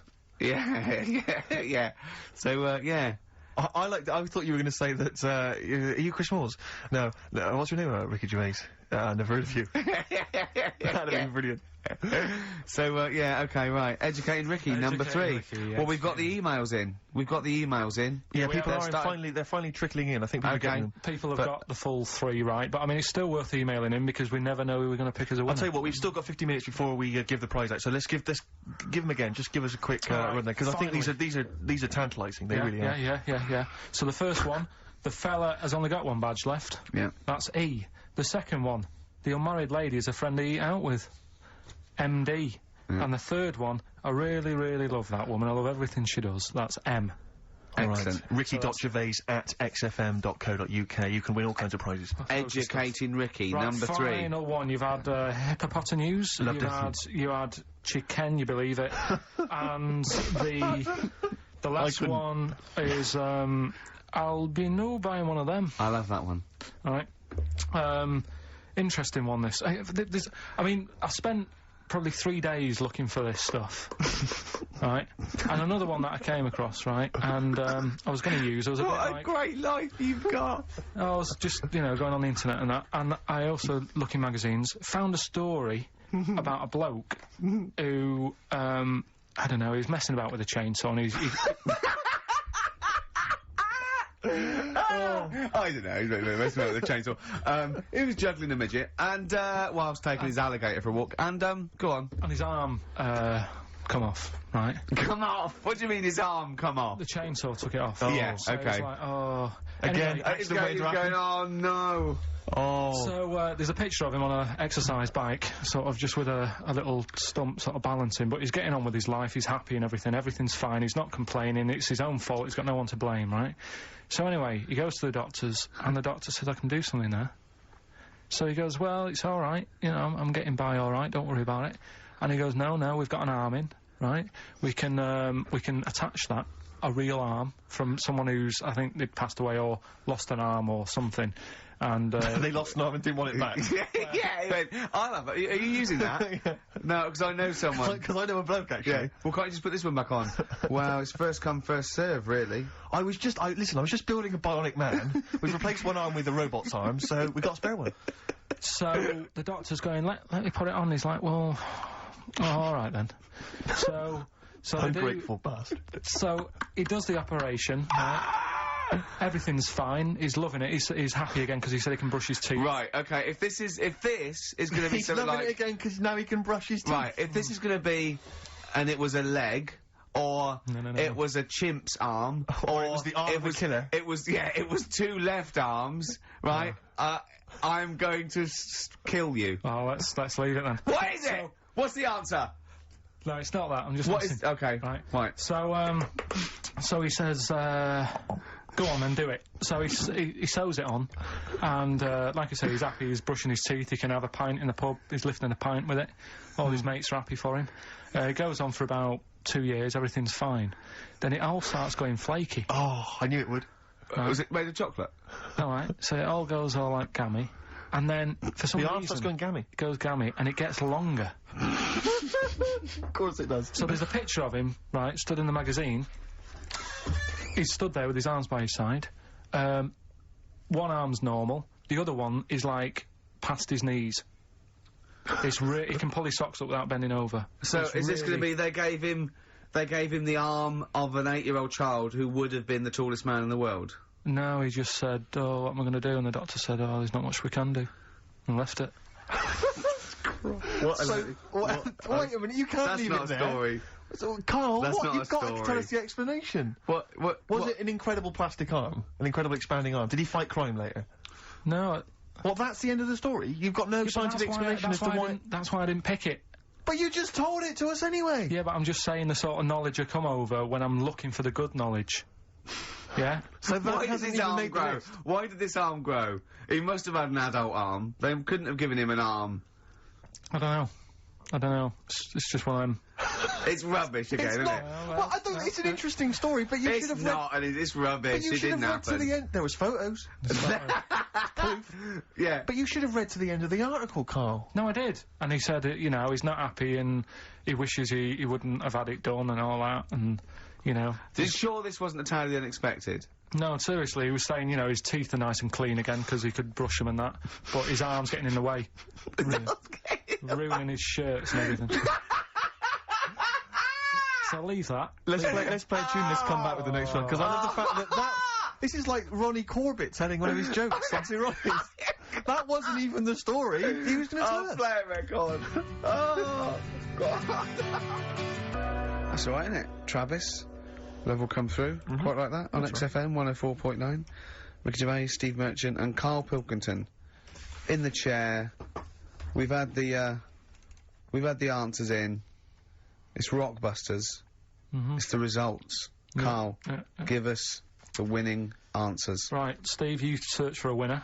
I So will. at the At end of this random. we can slip into that. So the first one was, the fella's only got one badge left. I have no idea. The initial was E.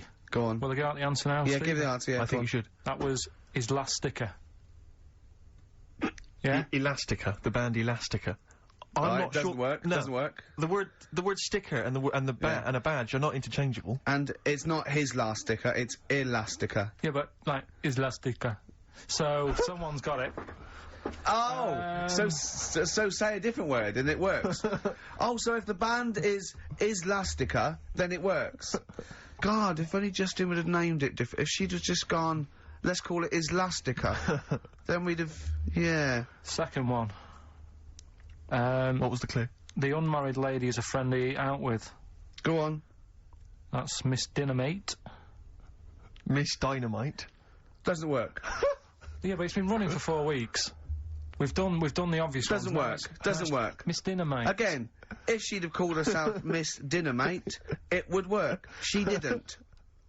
See, what's happening is pop stars are letting you down by naming themselves incorrectly for your clues. Those don't work. They don't count. And the last one, I really, really love that woman. I love everything she does. That was M. Yeah. That was Madonna. Yeah, Madonna. I'm going to give you that. That worked, yeah. Right, that's the end of that feature, until you can get ones that work. Okay, so you won't hear any more of that, because it's rubbish. You're running out already. Do you just think of the first three things that come in your mind and make them fit?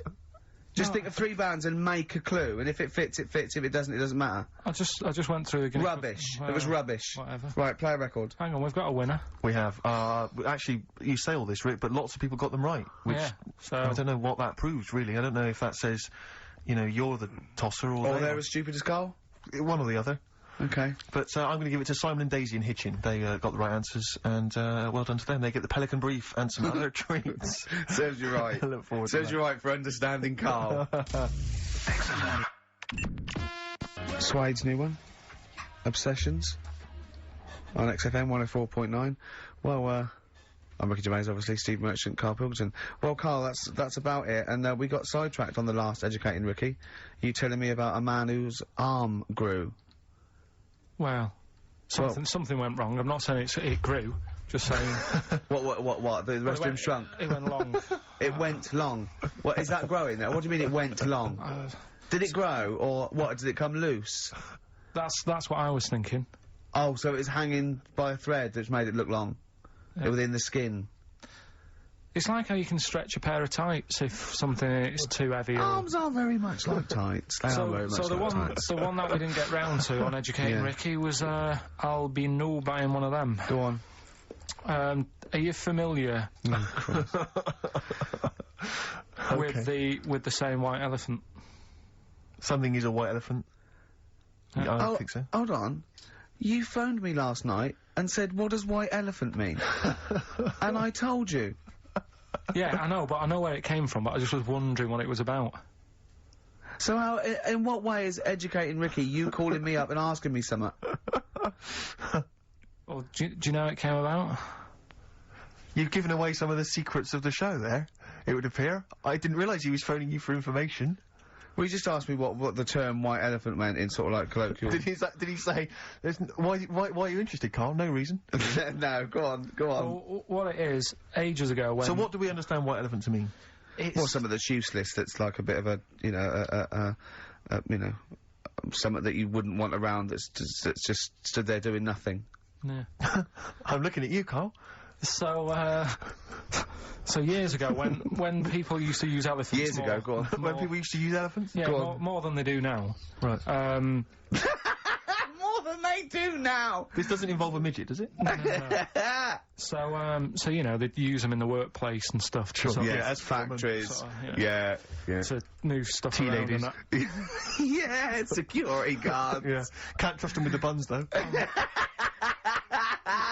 That's why they stopped using them. Oh, Right. God, go on. So there was loads of elephants knocking about, and the thing is, right, You couldn't move from. if you have a lot of something, you also have a lot of demic ones, don't you? A lot of what? You know, sort of demicky ones that aren't right, really. Demicky? Well, you know, like, they weren't properly. They weren't properly. Sorry, what, Karl? What are you doing? Right, I'm getting to the story. So what I'm telling you is... They were a bit demicky, so they weren't Basically, properly. what Have you started making words up? Right. Yeah, you Stanley Unwin. Listen. Reincarnated. Demicky? Yeah. There was a lot of albino elephants knocking about. Where? Where is this? Olden times. Africa. Yes! Should we say Africa? Yeah. Yeah. If an answer's got a question mark at the end, I'm not Well, sure it's an either answer. Africa or India, but I'll give you a clue. Well, these elephants, do they have big ears or little ears? I didn't sort of notice the size of the elephants. What I noticed is they were white because they were albino elephants. Okay. Right? So, that's why they're heading. I'll be null buying one of them. Okay. So, what would happen is people who didn't know what they were doing, like, you know, you get people making a mistake buying cars that are full of problems and that. Back then, when people were buying elephants, they'd go up to someone, say, I'm after an elephant, and the fellow would say, yeah, I've got one here for you, this is a nice one. And it was all white and stuff, and it had, like, blue eyes. You should never trust a used elephant salesman. This elephant that's white with blue eyes. Right, so, this is great. So, Yeah. so a fellow who didn't know what he was doing would buy the elephant, and he'd get it back, and it'd be all sort of lazy and stuff, Oh, and the what we're worst doing kind, and stuff. And he'd say, what's up with this? And his mate, who's a bit of an expert with elephants, and go, oh, where have you bought that from? And he'd say, oh, I got it off that fella. And he goes, oh... All this embellishing nonsense he does with the story. You shouldn't have bought that. So he goes, why? And he says, it's only albino, isn't it? And he's like, what does that mean? And he said, oh, it gets tired. It's not that good at doing work and that. You shouldn't have bought it. It steals from you. But elephants back then were like a god. You know what I mean? Right. You couldn't say, oh, I'm sick of this and I'm going to abandon it or anything, because elephants were seen as, like, pretty high up on the chain of things. So they'd end up being stuck with an elephant, that's an albino, couldn't do much, gets tired, basically gets in the way. So they said, that's where they're saying, like, you know, bought a bit of a white elephant there. What do you reckon, Rick? I feel like I haven't been educated. I feel like I've lost something. So that time in my life that I can never get back. I feel like I've sort of been soiled, and I don't know where to start. I'm angry. Do you know what I mean? I'm angry. Sure, yeah, I can see that. And all that rubbish around. Look at his little face. Well, What was that? All that shit about a second-hand elephant salesman and his mate knew about elephants. What is it? What are they had blue eyes. What are you? well, Albinos have red eyes for a start. oh, that's it. We've run out of time. Oh, again. what? I mean, what are you going to do about this next week? Are you going to actually do some educating next week? And what about Rockbusters? Are you going to make the clues proper cryptic clues? Well, that's the teaser, isn't it? That's what we'll leave them with. Will it be any good next week? Tune in and find out on XFM 104.9.